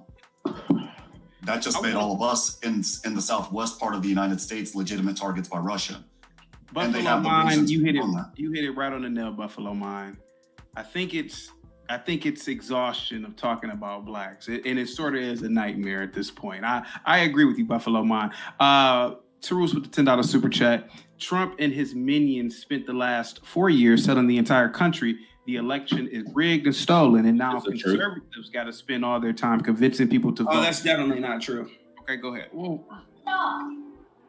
I mean, the election was rigged because if you look at the report on what's his name, Biden's son, Hunter Biden, the FBI and the DOJ concealed that from the American people. And there was a poll that went out that said 75% of voters would have changed their vote and voted for Trump had they known about the Burisma whole scandal with Hunter Biden. So it was actually rigged, just not in the way that you guys would like it to be rigged. But I'm sure that they're going to be doing a lot more, which they already have done, a lot more election interference in this round. If Trump would have never ran for president this round, he wouldn't be under this persecution that he is now. So those are the symptoms of election interference, whether you want to say it's legitimate or not, which I think all of these cases brought against him were illegitimate. The grape case against E. Jean Carroll is straight bull crap. The case in New York about the fraud and overvaluing his property at Mar-a-Lago, bull crap. The case in Atlanta, Georgia, the RICO case with Fannie Willis obviously is going, downhill fast. So all of these mechanisms, what's happening in Colorado by removing him from the ballot, Maine as well. All these mechanisms are election interference and symptoms of rigging an election. So if they're doing this now, what do you think they were doing in 2020? And it's not fear mongering. I saw Tarus's comment in the chat. It's basically It's basically these are the things that could potentially happen. So what's the saying? Hope for the best and prepare for the worst. It doesn't mean that we're going to get hit with missiles or anything like that. I'm not screaming like, what's his name? Chicken Little. The sky is falling. And you're absolutely, go ahead. I'm saying it's not true because I choose to say it's not true. Because when it was true that the Democrats were doing this very thing, whenever any Republican candidate won anything, when it was brought to the forefront, they said it wasn't true. Though we have thousands of hours from C-SPAN or CNN or MSNBC of them doing the very same or worse. So I'm just saying, I'm just utilizing their tactics. It's not true. That never happened. Gotcha. Can I say something about all of this election stuff? Who remembers Florida with Bush? I remember that. I do remember Florida with Bush. Did anybody run up on the Capitol? No. Okay, that's all I want to say. What was your point, though? How is that relevant? Oh, I also remember May 29th. I was trying to answer CT because he asked me what was my point. I also remember 2020 when they cost us $2 billion in infrastructure damage across the United States. What the hell are you guys talking about? Hold on for a Do you second. guys have TDS? I just wanted to answer CT. He said, CT, just ask me what's my point. My point is, go ahead. My point is, this happens on both sides. That's all I'm trying to say is I can agree with that. That's all I tried to say. I can agree that it happened, that both sides will banter and bolster the steal. They'll say it was stolen. But what I can't abide by is one-sidedness. At every turn, you are castigated and excoriated because you just say F Joe Biden. You're saying that under this guy, we are weaker. Period. You heard what Russia said. We would rather have Biden in office with his cut of a VP because they can do what they want. Not only that, but Xi Jinping as well said that if China wanted to do anything, they had until 2024 because of the people that would win at the end. Their quote, their words, we would go completely Republican regarding the United States, and it would be a little bit more difficult to quote unquote negotiate with the United States government when it's majority controlled by Republicans. Their words, not ours. Yeah, and just to speak on the point that David made about the President Bush and Al Gore election. I mean, Al Gore went on a campaign trail saying, "Oh, well, the election was stolen," and Democrats still to this day say that election was stolen. Also, when Hillary Clinton lost to Donald Trump, she said the election was stolen, and she went on a whole campaign and tirade, and they're still saying to this day that election was stolen as well. She went on every mimosa drinking talk show in existence, to say that very thing. And now they're saying that Trump will end democracy, which is a complete lie, which is what the Democrats are doing, because the Democrats rigged the DNC against Bernie Sanders in 2016. So they're the ones who are actually ending democracy, not the Republicans. Bob, the both sides argument is akin to saying that the criminal breaking into your home with a gun and the homeowner with a gun are both morally equivalent because they both have guns. Good point, Bob. CT, can I make a comment to you? Yeah, and sure. I think I'm understanding what everybody is saying is hey, you're gonna have to choose lesser of two evils. And I just wanted to explain real fast why I'm stepping totally out the way. The reason why is because every time that African American people have chosen the lesser of two evils, whichever side, whatever. What is he talking about? Lesser of two evils? Well, I can address that, but why does African American? No, he brought up African American. Stop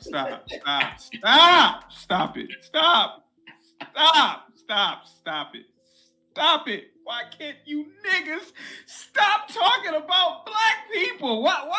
What does?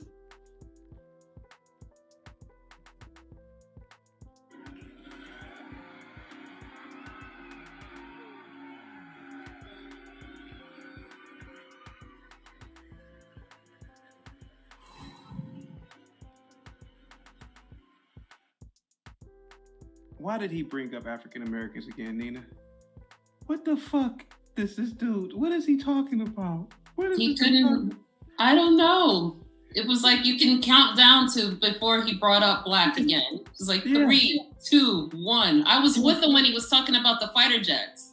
Me too. And then we went right back to black community. It's like, I don't know. What is he talking about? You tried. What is he? It's just every day. This is sort of like a nightmare every day. This is like a Jordan Peele movie at this point. Like, think about it. This is like a new script. Yeah. Mm-hmm. Hold on for a second. Let me bring up the non-black people on the panel first, and I'll bring everybody else back up. Casey, the non-black people. All right. Hell. Why did David brought up African American again? What the fuck is he talking about? What is he talking about?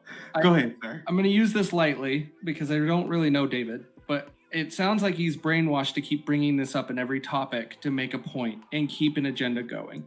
The part is where he was going and talking about the uni-party system is a problem and he doesn't want to support it. It makes sense. I'm in that corner. However, I do also acknowledge there is other parties that exist outside of red and blue. And so participating in the election is still very important. By not participating, you're giving in. Mm-hmm.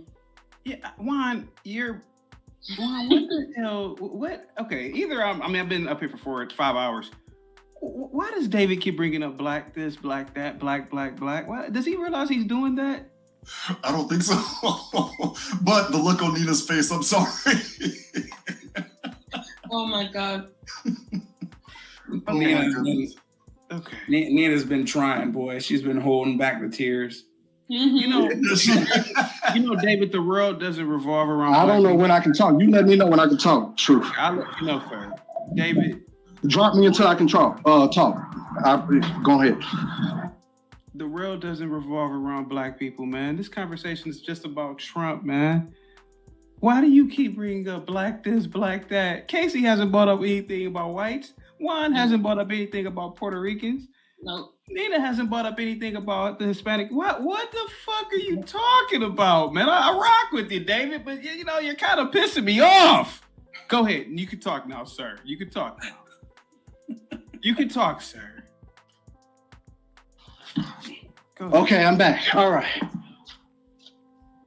Don't go there. Okay. I don't know what you tell me what I can talk about. I don't know no more. Sir, I was just explaining why I'm not going to vote for none of these people. I don't know how I can say it. Why do we gotta keep talking about black people? You just said African Americans. What the what? I wasn't trying to frame it like I don't even know how I can express. Man, you got me. So I'm just muting. I'm just here. Okay, sir. Okay. Maybe I'm being a little bit too hard. I'm sorry. I'm sorry, David. I'm sorry.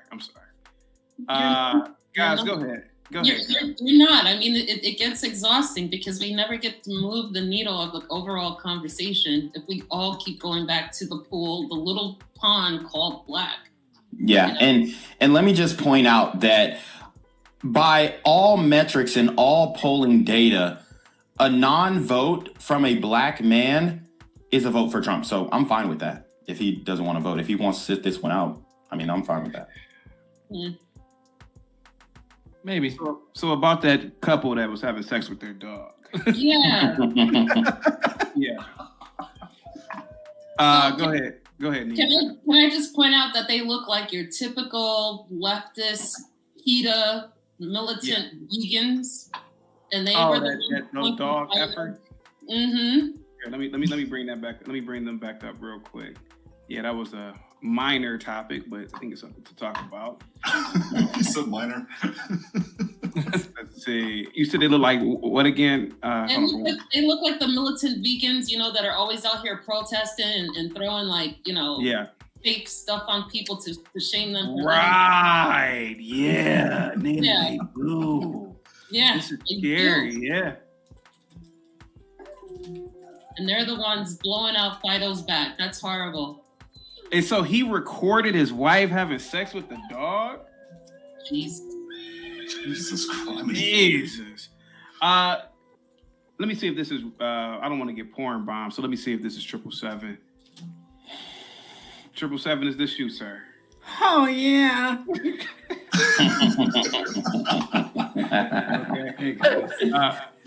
777, are you going to add to the conversation? What say you about any of the topics today, sir? What say you about Trump winning in South Carolina? Well, first of all, great show as always. I've been watching for the last about half hour now. You know what? I came up here to talk about Nikki Haley. Okay. I think she's extremely attractive. Okay. I think that she's, I'm not gonna lie to you. She's a solid 9. You're wilding. She's a good 8.5. I'm here on the corner of MLK and Frederick Douglass, where a shooting just took place. And as you can see, it's a pretty rough area. So I'm basically risking my life reporting on this madness. So make sure you do me a favor and hit the subscribe button. Like the video, hell, share the video. And make sure you go ahead and leave a comment down in the comments section to continue the discussion on how we can find solutions to all this son violence in the streets. I'm Genquavius Jackson, here live, reporting from Atlanta, Georgia, BGZM News 17. Respectfully. Okay. And I think that she's good for TV. I don't think she'd be good, in any type of office. I think she's a perfect principal. I'd like to get, whipped by her, coming to the principal's office. I think she's a great looking teacher. I don't think, respectfully, women should be in any position of power. They're maniacs. They're egomaniacs. She was the governor of South Carolina, right? I mean, what is a governor at the end of the day? You sign a couple of signatures. You go to a couple mass shootings. Respectfully, you show up, show out, and that's about it. No, what is a governor at the end of the day? A governor is your president of your state. Yeah, I got it, sir. I'm sure you have a couple Confederate flags in your basement, in your man cave. What does that have to do with anything? I don't know, sir. You're on some white power stuff with me. I'm just talking, sir. He's not. But go ahead, Triple. Yeah, I didn't interrupt you while you were talking, sir. I'd appreciate it if you don't interrupt me. Just stay to the topic, man. You're doing good. So as long as you're talking about Nikki Haley, you're fine. Go ahead. I don't know. You got the white man up here bossing everybody around now. I guess he's the owner of the show. Man, I'm gonna get you up out of here. So I think so salute to you guys though. Nikki's an amazing contestant on a TV show, and I think that's what we're on. I think we're on a TV show when it comes to this, debate, and I'm ready for it. And I'm ready for 2024, and I'm ready to see, who else can go up against Trump. Trump's an easy winner. It's like betting on Mayweather. Yeah. I kind of want to see some competition. I don't want to see him get knocked out, but I want to see him get knocked down by somebody. What? Yeah. Hold on. Let me talk. 777. Who do you want Trump to pick as his VP? Honestly, the only one that could beat, when you think about it like boxing or something like this, who could really beat Trump? And the only person that could beat Trump is someone that's even more like super white power. I'm asking you. Who is he going to choose to be his VP?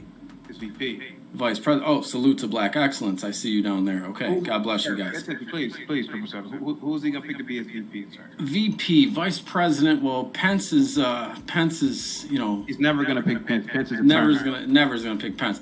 He's gonna have to go with some type of New York energy. Somebody from New York. Okay, like who? I mean, I could see him pulling one of these old governors out of the woodwork. I could see, respectfully, he needs an Italian vice president to lead this country to where it needs to be. That is never going to happen. I mean, we need an Italian president eventually, right? I mean, we all eat the food. We all like the people. We watch the movies. There will never be an Italian there will never be a white man in office with a vowel as his last name in his office. So he could talk about Italian, but when I say African-American, I'm black. What the fuck? Somebody's mic is... Sir, I'm sorry. What was he saying? No, go ahead, 777. What were you saying? Well, I just think that maybe we need, some real and I said a super powerful white man also up there with him. I think that this country should be, because clearly people that are Trump supporters are white man supporters, and I think that really. Okay. Yeah, he's the ultimate white man, respectfully. Okay. What do you think about the about NATO sending or delivering F-16 fighter jets to Ukraine so that they can? I mean, Ukraine is they're worthless human beings. They bring nothing to the country, to the world, to the table. We're never going to do business with them, really. They literally, now they owe us because they're in debt to us. It's not for free. A lot of people think, hey, man, we just giving all this money to Ukraine, man. What about us? What about the homeless in America, man? I disagree. They actually owe us. It's a debt. It's a debt, and that's usually how this works. It's not debt-free. Yeah. It's a debt in some way. But 777, how do you propose they pay us back? Well, Your Honor, hang on, Juan. I know you're... All right. So, how do I propose it? What do you want me to answer here first, Trump? No, I want you to continue without any interruption. Go ahead. I think that Ukraine is worthless. The war is worthless. Russia's worthless. Both of the people are they're just low. They're just low-level human beings. Both of their countries don't really matter to any of us. Now, just because we watch the news, we're talking about Ukraine. Nobody mentioned Ukraine 5 years ago. Nobody.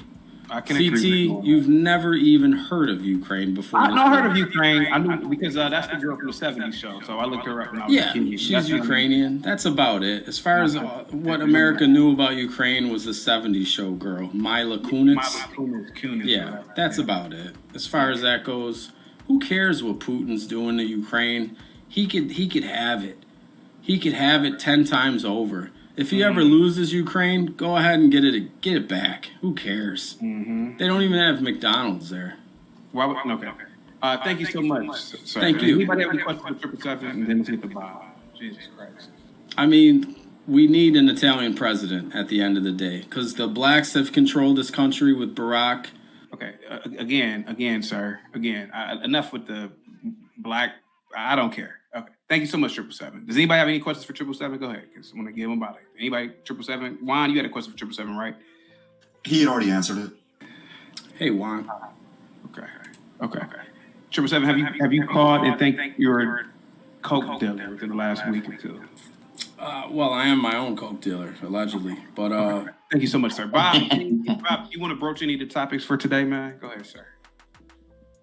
I was just kind of up here just to laugh. What specifically is on your mind? What did you think about Trump winning the primaries in South Carolina? Oh yeah, I guess we could see that coming a long time ago. The base of the Republican Party is nice to see having control over the Republican Party, and we have chosen Trump, and that's just how it's going to be. Again, whenever I look at this stuff, when it comes to elections, I don't know why the Republicans just do the easiest play out there. And that is simply having Democrats fight amongst themselves. The Democrats are a loose coalition of special interest groups that have nothing in common with each other. You mean the Republicans? Yeah, I wish the Republican Party would make Democrats fight amongst themselves. Oh, yeah. Yeah. First of all, you know me. I love to see people in fight and all that stuff. I love that stuff. So there's a personal humor. Why do you think the Democrats, or I've been around liberals. Why do you think they don't fight amongst themselves, but why do conservatives do? I think Democrats are very, very, very hard on ones that step out of line, and they're very quick to punish. I mean, they punish Bernie Sanders voters. If you don't want to delete your child, there are no Democrats that are pro-life, openly. There are no Democrats that are pro-gun. So they're very good at internal controls. Republicans, we're free-minded people, and we argue, and that's how it goes. But if you could just get Democrats to fight amongst each other, which can happen because these groups don't like each other, they don't care about each other, it would not only be fun, but it'd be an easy win. I disagree. I think the Democrats are more unified than we think. I think at the end of the day, they're beholden by ideology. So when it comes to the trans stuff, they're tenfold on it. When it comes to diversity, equity, inclusion, they're tenfold on it. And when it comes to pushing a candidate, they're all going to get around that one candidate because they hate the other side so much. Black G, I would counter by simply saying this. You take off Kamala Harris, Georgia goes Republican because black women want Kamala Harris. It's a very thin coalition that they have. It's anti-white, anti-male, anti-heterosexual, anti-Christian, anti-gun, anti-military, anti-America. But blacks don't care about illegal immigration. Illegal immigrants don't care about abortion. White women certainly don't care about black women.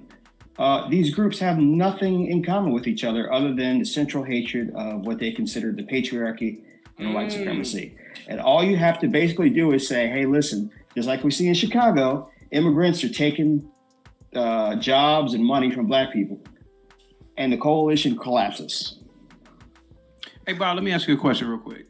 Had Trump secured the 2020 nomination, or I'm sorry, the presidency, would Putin have invaded Ukraine?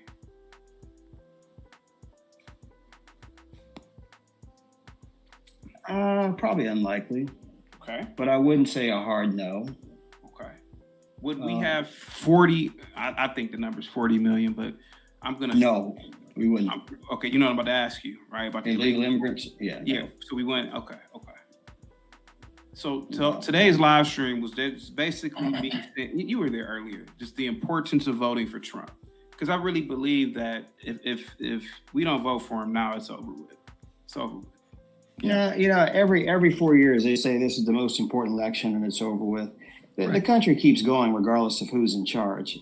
We don't have anyone in charge right now, but in our day-to-day lives, the country continues to go. It's a country that runs despite its government. Hey, What Bob, I will say. Hey, Bob, at one time there was a man with a mustache. He was just a painter. And people said, oh, that's just another leader. They come and they go. You know who that man was? Triple Sum? It was him. Sure. What's up? The conditions at that time are a whole lot worse than it is now. You know what? Let me stop you, CT and Bob. You said you're bringing up Hitler. Respectfully, he wasn't such a bad guy. He actually had an agenda. R.I.P. this stream. Yeah, I had to get you out of here. I hear Democrats talk about where a dictatorship is coming if Trump gets in office. Dictators don't like their citizens to have guns. Trump is pro-gun. Dictators don't like a media that is against them. They want to control the media. Trump certainly doesn't control the media. Dictators have a general desire to expand beyond the borders. But don't Democrats want to take away your guns? Don't they want to? So who's the real dictator? It may not be a person, but it's certainly a party. It's a party. Yeah. It's a party. Right. So, that's what I'm saying. Take away your free speech. Yeah. Sure. And what I'm saying, Bob, is that if we don't make a stand now, we may not see it now, but what about 2030? I'm doing a live stream, hopefully, on a larger, on Spotify. And I get bombed. I get bombed because now I'm an enemy of the state. Hey, that guy chaotic. He's dangerous. Get rid of him. I put a link in the chat earlier. I see where you're going. First of all, the right is not angry enough. Right, I said that earlier. Correct. Until the right is angry enough, then we'll really see how bad it's going to get. And again, the country continues to go. I am more concerned whether or not our currency will fall before I'm worried about that. When my currency falls, that's when I start worrying about a civil war. But you know what? Left, right, center, we all use the dollar. We all want paved roads. We all have to deal with each other, even though we don't want to. So the rhetoric is certainly there, but things are unusually better than they were in the 60s, I believe, and certainly reading history during the Civil War. CG, do you mind if I take this just a slight twist different? It's on election. As long as you don't bring up African Americans. Oh, Come on, man. I was jamming out. Absolutely not. So when we're talking about this is the most important election ever, I hate saying that because I've been told that my whole life. My parents have ground that in my head for what Bob was saying. But this year I do somewhat agree that we do got to make a change. But the question that I have for you, that this is the most important election, We're barely getting 25% of Republican voters to show up to vote in states. Mm-hmm. Do you think Republicans will win with only 25% of the vote showing up? Of course not. Of course not. It's a numbers game. Sure they will. Of course not. In this election? No. In 2024? Oh, sure. You said with only, Bob, you say with 25% showing up, they would? Sure.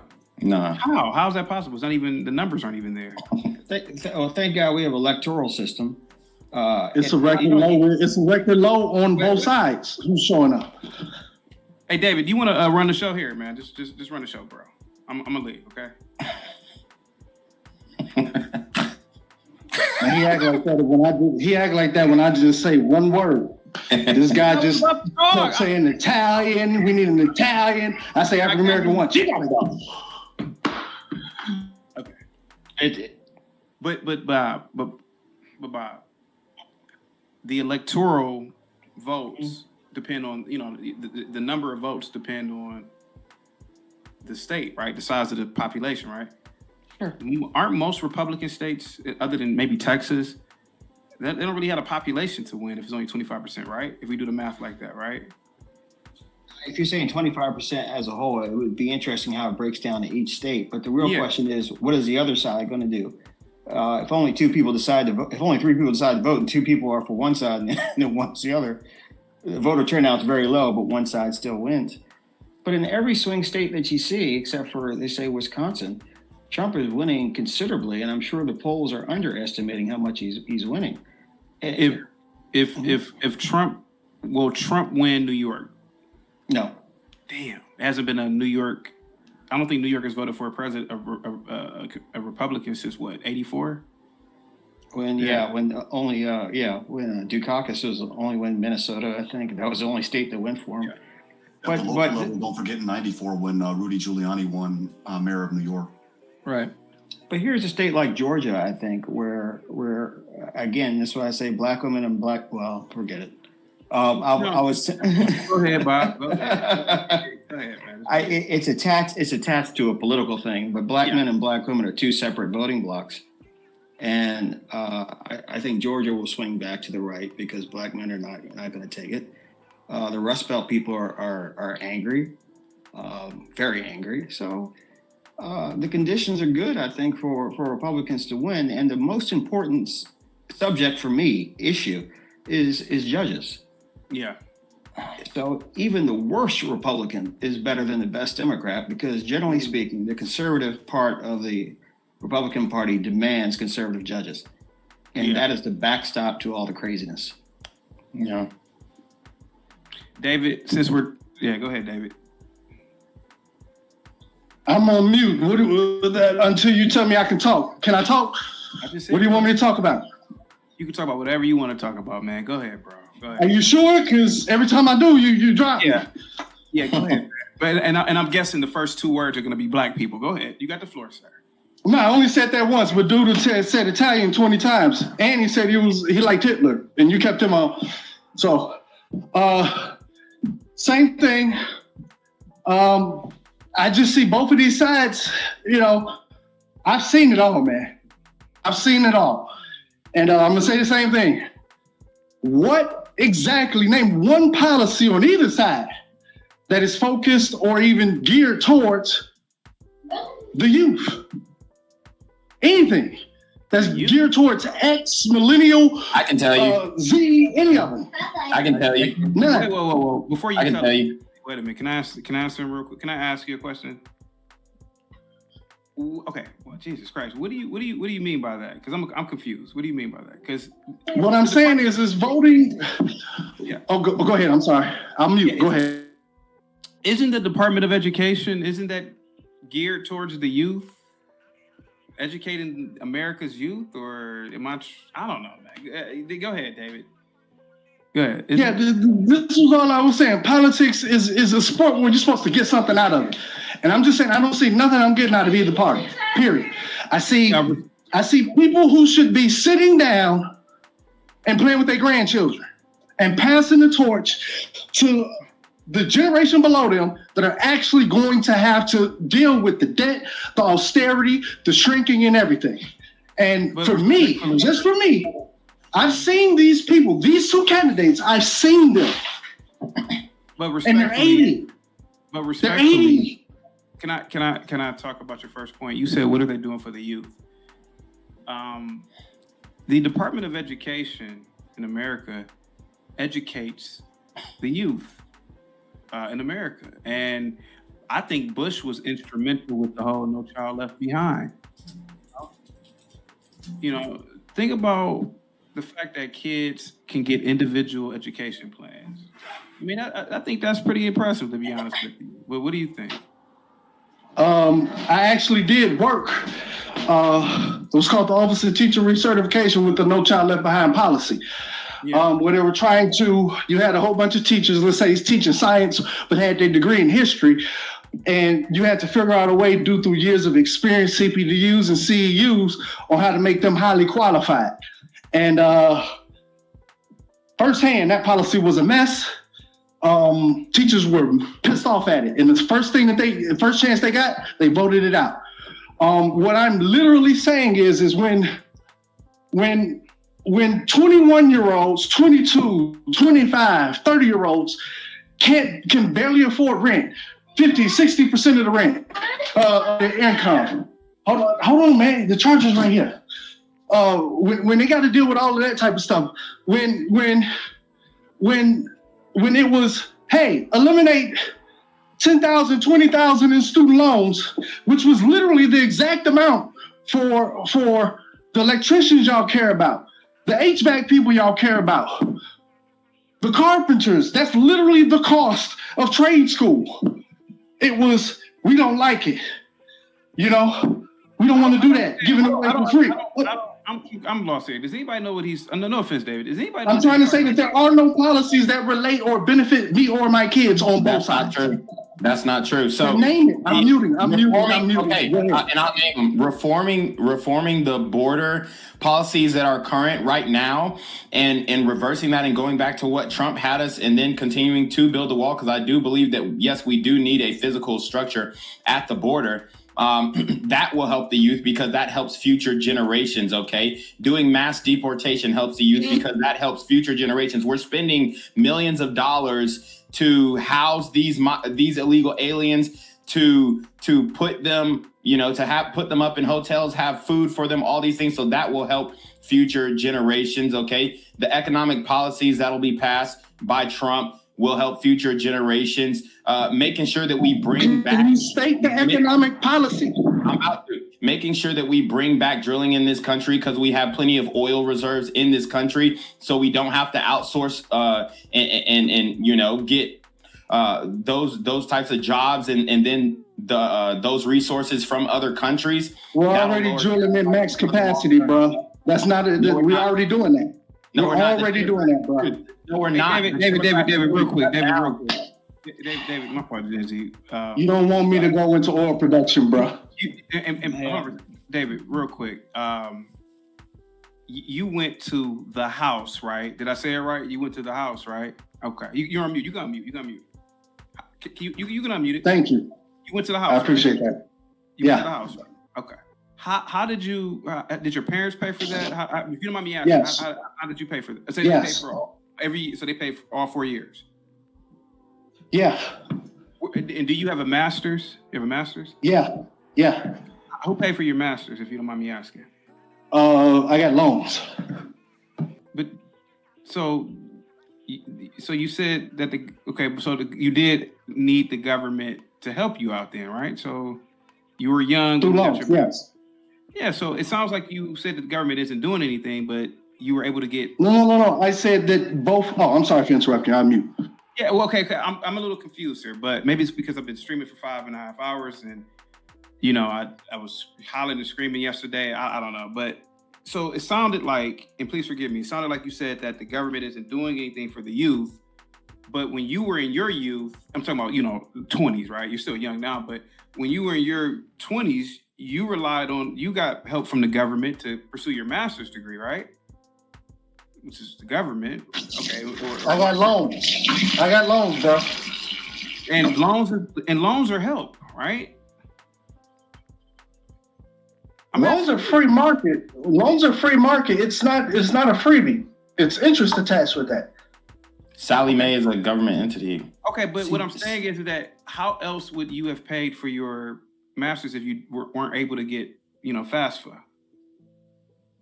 I got private master's degree. You don't get regular student loans, bro. You get private loans. You can get. Sorry, trust me. I know. You're right, man. I know I'm right. You can get. You get FAFSA. Sorry, you can get public. You can get. I think you can get FAFSA, sir. I went to law school on an FFEL. Those are public student loans. Yeah. So. Go ahead, Bob. No, I cut you off. Go. Oh yeah. So what I'm asking, like, what are you saying that the government isn't doing? Because you certainly couldn't get it. You couldn't even have you can't get loans in Uganda. Can't get loans in Uganda. We're talking, so you're telling me? So wait. I just want to make sure. Are you saying that is the policy? That's what I'm supposed to be voting on? That student loans still exist? You were saying at 7%. That's what I'm voting on. At 7%. Can I talk, please? You wouldn't get a 7% loan in Papua New Guinea. So what I'm saying is that, again, we're bashing the government, bashing Trump. And I don't get it. I mean, what didn't the government do for you? I mean, some of us look at loans as bad, but sir, I look at loans as a good thing sometimes. Maybe that helped. A lot of people in med school have gotten loans. I don't see what's the problem then. You're saying that the government isn't helping, but you clearly got loans from the government. CT, may I? David, go ahead. I can talk? Okay. All right. So I'm just trying to concisely understand what you're saying. You're saying that the economic policy that you're saying is student loans. No, you were saying what is the government doing for the youth? And at one point, you were a very young man. You were in your early 20s. I'm assuming when you applied for your master's program, and you received help from the government. They gave you a loan. You wouldn't have been able to go there without it, or maybe you could have. Maybe it would have been an extra. Your parents would have. I don't think your parents would have paid for the master's program. A lot of parents, after that bachelor's is a wrap. But the thing is that you're saying, what is the government doing for the youth? It seems like the government did something for you, and it seems like it worked in your favor. I mean, you're walking around. You're walking around your 8-bedroom home right now. I mean, So is it fair to say that the economic policy that you're talking about is student loans, and the fact that we get student loans, that is the economic policy for the future of America and the youth? Okay, Bob, that's what you're saying. Go ahead, Bob. You go ahead, Bob. I'm sorry. That's not what I'm saying. No. David, let me. It's almost like a cornerback in football saying, when are we going to have a coach that specifically makes a play for me? It doesn't work like that. It's a team effort. What a coach does comes in and has a playing field where all the players will find their way to glory, if you will, by hiring the right team. But the question is naturally a left-wing question saying, what is the government specifically going to do for me? It's not only the wrong question, but the government's not going to do anything for you or for any generation because y'all simply don't have power. What the right does, what Republicans do, in some good way, I think, is they democratize and decentralize decision-making. So while there may not be a direct answer, you'll be much closer to finding an answer because someone will have it. Go ahead. David, please forgive me. Please forgive me, David. Artie says, why is he so pissed at getting a master's and living in a big giant home? Artie, because that's what niggas do. That's what niggas do. That's what niggas do, man. I'm telling you. I'm telling you, man. This man, he cammed up on his own vote. It was a volition. He cammed up. Yeah. CT, you should have seen Nina's comment after Artie's comment. The give me that. Niggas do. A nigga can live in a 20-bedroom home on a beautiful cul-de-sac. A nigga say, man, we struggling out here. Like, nigga, you ain't struggling. You ain't. Go ahead. I'm sorry. Go ahead. Yeah, but I mean, to answer his question. I didn't want to tell you this, but this is my mama home, and the reason why I had a free education, my daddy died and left life. Oh, don't do that, bro. Don't do that. Don't pull that one, man. Come on. Okay. So your parents did what they had to do. What they had to do, man. So he got nuke card. So he got an inheritance, which he was trying to throw flack at Trump. No, for having an well, inheritance. if the college education is inheritance. Okay. Dave. It is an inheritance because most people can't pay for a college education by themselves. Casey, you're getting the black experience now. Jesus Christ. Mama's house. Oh my God. Well, it's your house. Your parents did what they had to do, and you gotta. What are you talking about? Like that was like a bad thing. No, stop, dude. Stop. Right. Stop. Right? Aren't we always talking about generational wealth so that people can be like white people? Why am I always being dropped mid-sentence? Because David, shut up. The last few days, or even the last week, I've had a pounding headache. We talk about black this, black that, black this. And then you're up here trying to make it seem like this country is so bad and the government, what the government doing. And then you've been walking around that mansion for the past hour. And I hope people from overseas are seeing this dumb shit. TT, what are the interest rates in Uganda? It's probably how many chickens? Probably your left toe. Your left big toe. That's what they are. I just want to figure out how to be able to complete a complete sentence without being dropped. So can y'all tell me what it's going to take? No, David, you're fine. You're fine. I'm serious. I'm obviously not fine if I keep getting dropped mid-sentence. You're getting dropped because it must be it's narcissistic to say I'm fine but keep getting dropped. Okay, go ahead, talk. Go ahead, talk, please. No, I'm not going to keep doing that. I want to know what are the parameters to be able for me to stay up here and complete my parameters. Okay, let me calm down because he's never cussed me out. Let me calm down. The parameters, my good sir. I'm talking the host. Just don't cut me off, okay? That's just the parameters. When I'm ready to ask you a question, you listen, okay? When you can do a show, and I'll listen to you and do whatever you want me to do. Okay, go ahead, David. You don't have to ask me what you want to talk about. Go ahead, please. Go ahead, please. What's good, Shadow Realm? It's your boy Genquavius Jackson, and y'all already know I'm demonetized and shadow banned in this bitch. So if you want to contribute, go to the Cash App, the PayPal, the GoFundMe, or join the Patreon.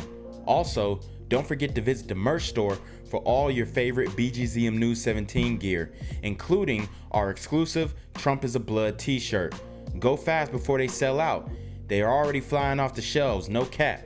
And remember, these super gremlins are on demon time. I'm shell-shocked. So give me a minute to figure out put my thoughts together. I've been dropped 4 times in a row, so give me a minute. Go to somebody else. No, sir. Please go ahead right now. Just please, for the love of God. Please. Well, then answer your question because I really don't know. You asked me. Lead me into the question. Lead me into the question. Okay. Do you think that No Child Left Behind is a bad policy? For me, working, I literally, my first job was literally at a public school system doing No Child Left Behind. And I'm quoting the administrators and the teachers. I'll be damned if some president gonna come in here and I've been teaching in the classroom for 15 to 20 years and question my credentials and be able to teach. I think that they may have had the best intentions, horrible execution, horrible policy. Okay. Okay. Do you believe that I don't know, was DARE a government? Was that a part of the government? DARE? Was DARE a part of the government? Yeah, I don't remember if it was federal or state. Okay. But yes, it is. What about DARE, David? Now what about DARE? Good intentions. Did it work? Nah. And it was kind of dual-sided because, the CIA was talking about DARE while they were dropping the drugs right in there. Now, hold on. Now, you have a panel full of people up here who I'm pretty sure we all went through DARE. Gen Z, did you go through DARE in school?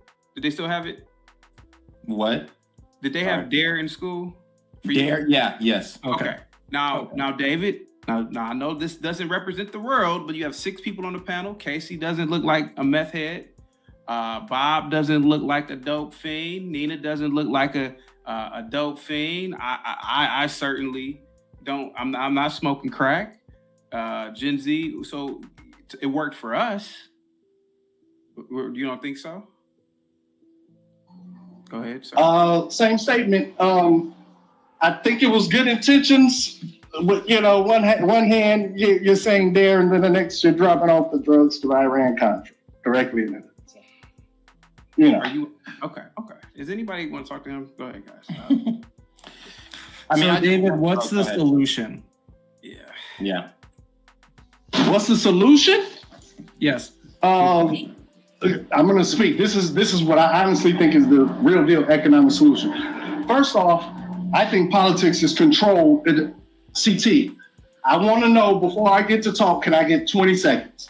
You can get a minute, sir. You can get a minute. Oh my God, man, you're the greatest. I'll be done in 30 seconds.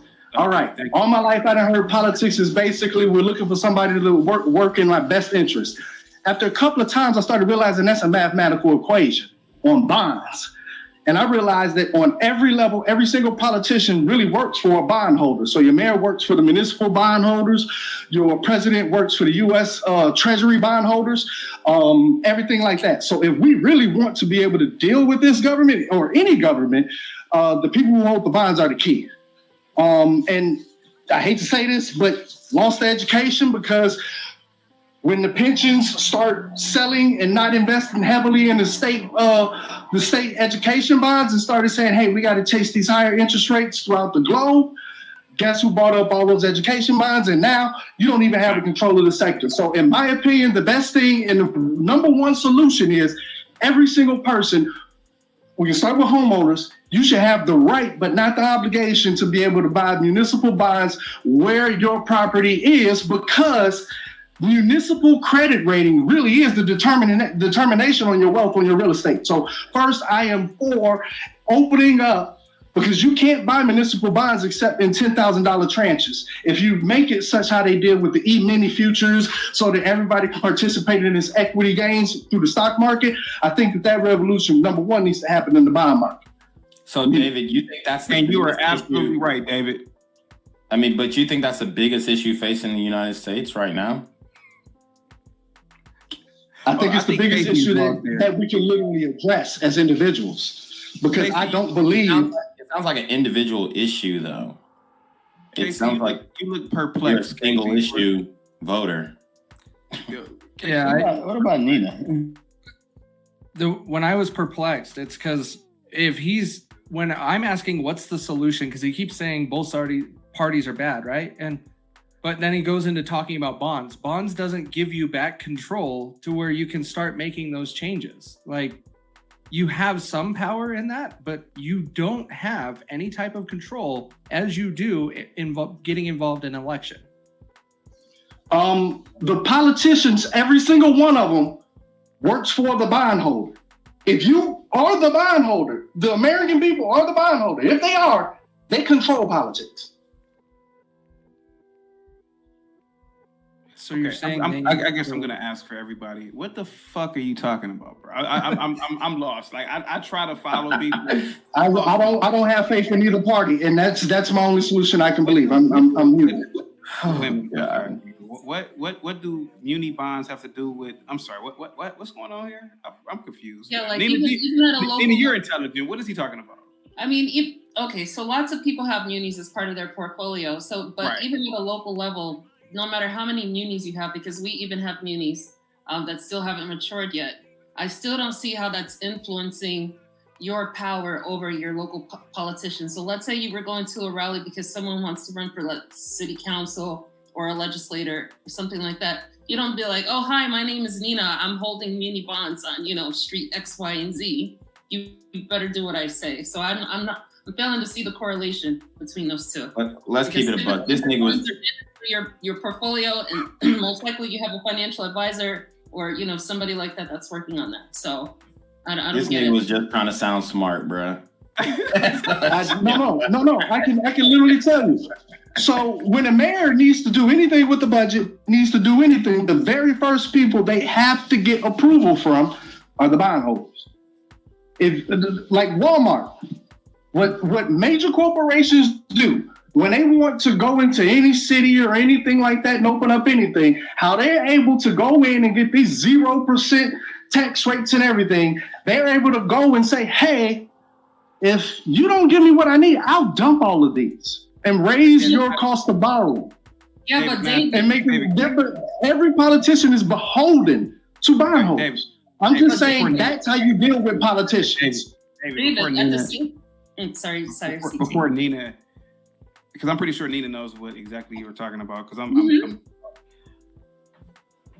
Do you identify as a sovereign citizen, David? I can't tell you what I identify as because you'll drop me.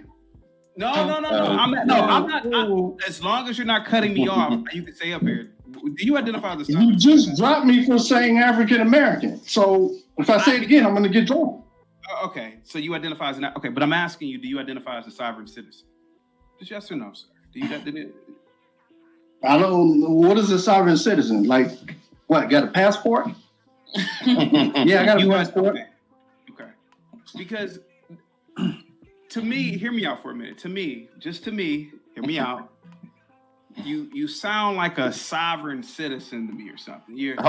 I got a better question.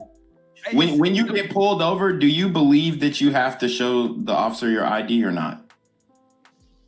Yeah, I got a driver's license. Is that what you're saying? Yeah, because because it seems. Hear me out for a minute. I could be a little bit tired, headache, but maybe you're not connecting the muni bonds with what we're talking about, where at least we all understand it. But pretend like this is ChatGPT. Please explain this to us like we're third graders. Maybe that's what it is. All right. There's no use. Voters don't control politicians. So I'm sorry. Go ahead, Nina. I was going to say the average everyday citizen is not going to have a complex portfolio to the point that they even have munis to understand the type of power that a muni will have. Thank you, Lawrence.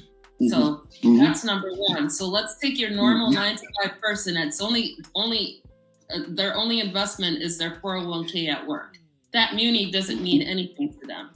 So what we're talking about when we're saying that you don't really have any confidence in either party, now having a conversation about, well, who controls the politicians are the ones that hold the munis. Okay, well, the average Joe is not going to hold munis. They're not like maybe somebody like you who owns property or somebody like me who not only owns property, but a portfolio. So how is my next door neighbor who's just, day-to-day, paycheck to paycheck, paying rent, going to have the same kind of influence that I have? This is what we're trying to get to, since you said you don't have confidence in either. Okay. I think I'm going to address that specifically. The first reason why everybody can't even access it is because there's a barrier to entry. There's a huge barrier to entry, and it's called, they have not broken down the bond market, especially the muni market, like they have broken down the stock market, where you can go get a mini. Like, you can't buy the full Dow, you can't afford it, but you can get a mini Dow for like $32 or something like that. What's happening now is that they're requiring for you to drop 10,000 and 15,000 at once to even participate. So the first thing, in my opinion, would be to I don't know what the proper term is, but to make it easier, like they did with the stock market, as far as saying, hey, we can have mutual funds so that you can everybody can pool to buy these things with the little bit of money that they have and have their different shares. That's my first suggestion. And the second, go ahead. Parishioners, but this is still so small and myopic in terms of what we're talking about as the macro conversation. So I'm still willing to see the correlation between the two. It's still Black very Gen Z. Sorry. Black Gen Z, do you know what he's talking about? I mean, I'm familiar with municipal bonds, but I am too, but it's just like I'm trying it's so out of reach for the common person that it's better to just elect somebody who is competent to work on your behalf. Yep. And that's where we're at with it, and that's what we're talking about when Nina referred to the macro conversation. We're talking about macro. Yes, not everybody can own municipal bonds, but let's put somebody in power who is going to do the right thing, whether they have to, be commanded by holders of these munis or not. Like, to me, it sounds like a very specific one issue voting type, situation that he's talking about here. Yeah. But I just don't see how it's relevant to actually making change on a national stage. Do you think voters hold the power of the U.S. government? I think the voters have a lot of power. And that's where I disagree. So that's fundamentally where I disagree. I do not think that your vote is going to make a politician do what they want to do what you ask. Like, this is what I'm saying. I will give Trump his credit. He at least did one of the things I care about. That man defended Social Security, and he said it. That was honestly probably one of the very first politicians that ever did anything that they said that they were going to kind of do. But from everything that I see, from all these election cycles, we say, hey, this is what we want. This is what we're rallying for. You put them in office. It has nothing to do with that. They're going and doing what the business community is requiring, because the business community is the one controlling those bonds and the cost of borrowing and how that budget's going to be able to go due to finance. Well, if you make a good decision on your elected official, I guarantee that if you are making sound decisions and these people who you elect are actually, have high character, then they're going to vote based off of the policies that they ran on. And that's what we're really looking for as Americans. We're not looking for a bait and switch where you run on certain policies and then, you say, oh, well, I'm actually not going to do that.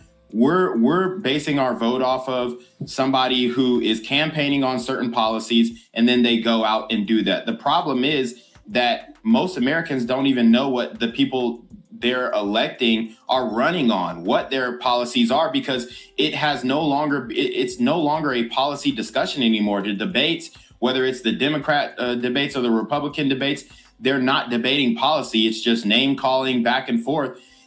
But they're not really talking about their policy and presenting what policies that, except Vivek, he was one of the few who talked about policy in the Republican debates. But we all know the Democrats are not going to debate. Biden's not going to debate. But we know his policies because we've seen the fruits of his 4 years in office. So we're trying to get in politicians who are going to run on something that we believe in and then enact that when they are in office. So yes, I do think that your vote definitely matters. I think it has a huge impact. And I think that your elected officials, if they have a backbone, even if, and this is why I like Trump so much, because he's funding his own campaign and he's not beholden to these special interest groups who are paying, for his campaign, and then he's going to owe them favors on the back end. And that's why he's such a strong candidate, because he's funding his own campaign and he's not bought on the campaign trail. And he basically gets to speak his mind and the policies that he actually believes in. I would say too, if I may. Can I make a conclusion in that statement is saying you do kind of feel that you have experienced in previous cycles many politicians that do not do or have any policies that you asked them for? That's what I'm hearing is we're looking for that person that's going to do what we say, right? I'm just saying you have experienced that letdown before. Me personally, no, because I voted for Trump in 2016 and he didn't necessarily let me down. I understand the red tape and the media backlash that he was going against. So I really think that if he got another term, he would be able to kind of have his way. But what I will say I'm saying, let's take out just that one vote. All your other previous votes, because you're 28, you voted for mayor, governor, all these other different things. So those politicians, have you experienced what I'm talking about? Where, go ahead. I've lost in some elections too. Like the people that I voted for didn't win. So, it's not really like I can hold them accountable if they don't win. So, and I'm kind of in a lefty city, and it's going to be hard for somebody that I vote for to win. But so, I mean, it's just, if it's a 50-50 type thing. But what I will say though is, if you had to say yes or no, which one would it be? Hold on, brother. What I will say though is, when somebody who I did vote for is elected in office and they're not doing what they campaigned on, all you have to do is write a letter or get a petition or get, enough people to write letters and petition your elected official, and I guarantee they're going to change their tune, and I guarantee they're going to get some pep in their step, because the elected officials are bound by their constituents, so they are going to do what their constituents allow them to do. If I vote him in and he's not doing what I want him to do, then I'm going to vote him out, and I'm going to send him a letter and let him know that, hey, I'm not voting for you this time, and I'm a Black American male who's 28 years old, and I voted for you, but this time I'm not. You can't say black in this conversation, man. We're not talking black. Okay, but I'm just trying to make sure that the elected official understands the demographic that he's losing by not, abiding by exactly what he campaigned on. So if they don't do what I want them to do, then I let them know that I'm not going to vote for them next time, and then they can't get reelected. So you have experienced that before. I'm saying it's 50-50. Yes, I've experienced it before, but I've also that's all I was asking. It's not a trap. I don't have a follow-up question. I just wanted to know, have you experienced? No, that's great, because I'm just trying to answer your question. But I've experienced it before, and then I've also experienced where the elected official does what I, elected them to do. So like I said, it's a 50-50, but our voting power does have power. That's not to say that the vote was powerless. That's to say that the vote actually has power, because that person was not reelected because they didn't do what they said that they were going to do on the campaign trail. Okay. I would say I don't have a rebuttal. I don't. There are over 530,000 elected positions in America, and most of that is local. And most of our things that we got to deal with are on the local level. Mm-hmm. In Canada, you have 5 political parties. France, you have 7. In India, you have 2,000. You want to talk about stuff not getting done? You look at those countries. It's actually a sign of health when the country continues, regardless of who's in office. But I would say that there is a certain tilt or a certain sway that Republicans and Democrats have over how the government's going to interact with the people. That certainly is something that is noteworthy and you should vote for. One of the things Republicans do consistently is they decentralize power, which means more power for the local level, which means more power to you. When Democrats get in office, they want to federalize everything. So no matter what you do, the federal government takes over. To your point, David, what I would simply say is this. The solutions that you seek, largely the private sector can deliver if it was allowed to deliver it. You get a bunch of bureaucrats and technocrats in office, largely left to center. It's over. So yes, voting Republican, voting for the right, does help you. It really does. So what are the policy? Then name the policies. That specifically for me, I can't say black, but I'm saying, well, HR2, because the only thing Hold on. Let me just say this for 10 seconds. By the Republicans. Go ahead. For 10 seconds, because when somebody says immigration, I be looking at them like, yo, both parties. I can't count on either party to stop it, because both parties were the ones that did it for 20 something years. So anything besides that. So that I can believe again. I don't know the policies, the state policies between Florida and Illinois. Exactly. But I do know. I'm saying for the president. Well, that's what we're talking about. You're looking at this from the mindset of everything being at the federal level, and we're saying that people need to start paying attention more to what's happening in their local politics, because that's how everything ends up rolling up to becoming federalized. So it's like, David, I hear you, but for the past 3 hours, we were talking presidential, and the only time y'all talking local was when I brought up municipal bonds. David, I can't tell you a policy about gun ownership, but I do know Republicans want you to have a gun, and Democrats don't, largely speaking. I can't tell you about tax policy. I can hear you on that. I can tell you that Republicans generally want to cut taxes. Democrats want to raise them. Yeah. I can't tell you about foreign policy, but what I can tell you is that right now, the trend is Republicans get us out of wars, Democrats get us in wars. So if you want a specific policy, you got me. I can't give it. But I can. But I certainly can tell you about trends. Right. And so for me, I'm thinking Wait, did in New York City. Okay, hey, Nina, I'm sorry.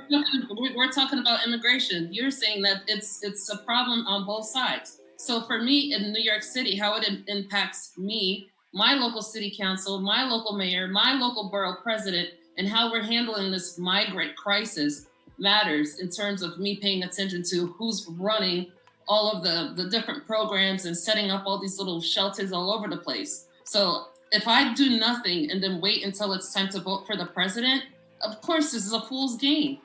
So that's what I'm saying. Like, you have to start paying more attention to your local government, which I do. I'm part of the government here locally in Brooklyn. Yeah, I feel for New York. I hear you on that. Like, do you like horrible? I'm not gonna dog them out, but I will, because that's horrible. It's horrible. Like, I'm in Chicago, and I feel for you, you know, because I see a little bit of it too, a lot more of it. You see it from the news, right? But hold on. So you see it from the news. CT. New York City just looks like a shithole right now. But then I live in the borough of Brooklyn, and in the borough of Brooklyn, I live in a particular district. How we're handling whether or not we're taking in all those people in my district is how we're handling it. And I'm telling you, the Jews and everybody that I live around, they're not putting up with it. That's why you can live in my neighborhood and not have to deal with the migrant crisis, and you can go to a part in Queens and it's all run amok. Because the people that are participating in the local government are deciding what they're going to put up with and what they're absolutely not. Period. David, any last words? I'm going to get up out of here, man. Any last words, man? No, just the same thing. I don't trust either one. Let the 80-year-olds fight it out. This ain't got nothing to do with me. That's it. Well, how about this, David? How about you take a leap of faith and cast a vote for President Donald Trump this year, and just take a leap of faith, bro, and just see. I mean, what do you have to lose? Honestly, I'm gonna tell you why I can't. I'm just gonna tell you real quick why I can't. Okay, This is because whenever I vote for lesser of two evils, no matter what happens, it's nobody's blaming anybody else but the people I can't talk about because CT say don't talk about it. That's the only person to get blamed. So I'm out of it because I'm not trying to get blamed for nothing. I'm out of it. I don't matter. I'm done. I don't trust none of them. Yeah, man, just forget it. Go ahead, man. You can talk about it. What are you going to go ahead? You said the Black Americans get blamed. Go ahead. Yeah, like we're only 12% of the population, but it seems like regardless of what happens, who we vote for, we the ones that get blamed for all the problems of America. So I'm tired of that. I'm out of it. Can't you concede and then that way, don't talk to me about nothing when it goes wrong. I didn't have nothing to do with it. But I don't trust neither one.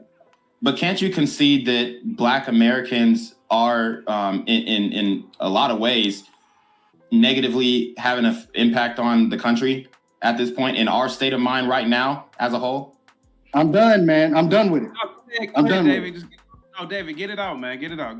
Come on. I'm just saying, like even in Chicago,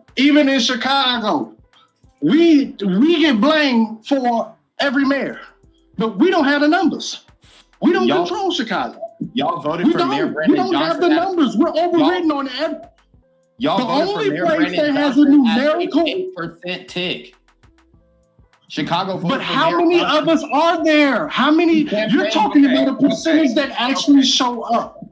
In David's defense, per capita overwhelmingly, y'all voted for in David's defense, though this is not the government, Nina, I did notice this about that whole Gemini, all that shit. I was on Twitter. People weren't really dogging. People were dogging Google, but a lot of people were dogging Black people. And I said, not a damn Black person is a software engineer or working on that particular project. I have to kind of see where David is. Yeah, but that's such a minuscule issue, though. No. I've been blamed for every ill of America since I've been grown in both names. I'm out. Let me cook, bud. So when it comes to Chicago, because you're in Chicago, Mayor Brandon Johnson campaigned on being a sanctuary city. He campaigned on ending the Shot Spotter program. He campaigned on being soft on crime. And Black people got up and voted for him at an 88% tick. Imagine if you were part of that 12% and you voted against him. Your vote would have counted. Your vote would have mattered. Do you know how many people are in? Do you know how many black people are in Chicago? In the population of Chicago? How many? Let me know. It's less than what, like 350,000 with over 1 million plus 2 million people. Bro, we do not control the city, but we get blamed for everything. I'm done, bro. I'm out. I'm out. Okay. Your number's wrong. Your number's wrong, bud. Okay, so black people represent 30%, whites represent 45. 42.4, but we don't. Are you looking at that? So here's what I'm saying. If I even touch that ballot box, I'm to blame. Fuck that ballot box. I'm out. No, it's not. Blame me. Don't blame me. You know why? You know. Here's the thing, though. In Chicago, the reason why you have a whole bunch of stores leaving is because of the mass looting. Y'all have a crime problem. What do you mean? And it's majority black people committing those crimes. So the reason why black people are getting the brunt of the blame is because we won't take accountability. Just like it's black people from San Francisco and they own. Wait a minute. Let me mute both of you. Let me mute both of you real quick. Now. What's good, Shadow Realm? It's your boy Genquavius Jackson, and y'all already know I'm demonetized and shadow banned in this bitch. So if you want to contribute, go to the Cash App, the PayPal, the GoFundMe, or join the Patreon. Also, don't forget to visit the merch store for all your favorite BGZM News 17 gear, including our exclusive Trump is a Blood t-shirt. Go fast before they sell out. They are already flying off the shelves, no cap. And remember, these super gremlins are on demon time. As much as I don't want to, I gotta agree with David on this one here. They tried to blame malls closing for black people back when I was a kid. And I worked in the malls. I worked at Magic Johnson Theaters at Randall Park Mall when I was a kid. And yeah, the black kids came up there to fight, but that didn't really, that sort of stopped it, but what really killed the malls was online shopping. Could it be Black Gen Z that, yeah, I get it, the people are stealing from Walgreens, but is it also the fact that you can get a lot of products delivered to you through, Amazon, et cetera, too? Could that also be it? But go ahead, Gen Z. You can't get those pharmaceutical products. You have to get a prescription for a lot of those. So these Walgreens, they have pharmacies in them, and people are complaining because now the pharmacies are gone away, and black people, they need their diabetes medicine, they need their insulin, all that kind of stuff. So, and the reason why they're leaving is because of mass looting, and this uptick in mass looting happened after the George Floyd riots in 2020. So, we have to say, we have a huge problem in Chicago. Just like it's only 2 to 3% in San Francisco, and they to blame, right? Because, but hold on, but why is black people just in San Francisco because of they 2 to 3%, right? Okay, but listen to this though. When we as black people are 13% of this country and we're committing over 50% of the murders, then yes, we need to take accountability and say, hey, we have a huge issue right now. CT, don't check this guy because that's not true. It's a fact. Hold on for a second. Now, Gen Z is right. In terms of murders, he's correct. In terms of murders, no, he said the number. Oh, he said, we're about 13% of the population in the United States. 50% of the murders. Yes, absolutely. Now, do you understand why I want to get out of this? Now, do you understand why I want to get out so I don't get blamed for shit? Hold on, David, do y'all have a murder problem in Chicago or not? Hold on. Let's stay on the stores. Let's stay on the store closing. One of the biggest malls that we have here in downtown Brooklyn has just put out an order that they're banning teens from entering the building without the accompany of an adult because it's gotten so out of hand. And that particular mall is also the hub for the Long Island Railroad and so many things that come in and out of this city, which is right across the street from the Barclays Center. So the business associations are open because it's either we're going to ban the kids coming in here or we're shutting shop. So that was the negotiation with the city. So that's how bad it's gotten with these guys. Real quick, I want to go back to the store thing, but David might be on to something here. If you sit back and think about it, black people only really represent 30% of the voters in Chicago. He's right. It's and we everybody ain't even else voting. didn't even think about that. I didn't even click to me until I just saw the numbers. 30% is what moves the needle. That's why the Democrats value the black vote so much, because if we're not voting for them, then they lose elections. But if black people decided to, instead of 88% vote Democrat, 88% vote Republican, then they would lose elections. Even if we don't have Let me explain the fallacy in what you're saying, bro. You're cutting me off. Even if we don't have a high voter participation rate, because the white vote is split down 50-50. So it's like if there's a vote that's being taken and you got Rock just dropped you for 5 minutes, man. Sorry, he just sent me a cash app. It's only for right. Let me now that he gone, he started to get on the truth, which is black people voting in Chicago is drastically dropped. So they don't want to say that. They want to say you voting an 88% clip when it's only 10 people voting. To a degree, so to avoid this blame, because I see this country, bro. I'm done. Now blame yourself. Well, you're not doing that bad. You know, you're doing pretty good. You're doing pretty good, man. Bro, you're looking at my OG house because she want to see her grandkids and judging me. I'm struggling, bro, like every other American. So that's not your. And when you say, hey, what y'all gonna do for the working people? They talk about business taxes. When did you gonna do and lower regular working W-2 people taxes, bro? It's never been done. Okay, listen, bro. I'm done with this business tax shit. No, bro. Listen. I get it, man. I get it. I'm sort of. Hold on, let me see. Ralph with the 555 said, "Bring Jizzy back." Hold on, let me talk to David real quick. David, you're talking. I ain't your martyr. Jesus was the last martyr. He said, "Don't take that shit no more." That's what I'm talking about, David. This is what I'm talking about. That's what I'm talking about. You said you're struggling, sir. The other day you literally said you worked at Google. You said you're struggling, sir. The other day you were in that hot ass that bin, sir. Stop. And I told you, come get the note. You can have it if you want to pay the note. That's the first thing I said. Stop pretending.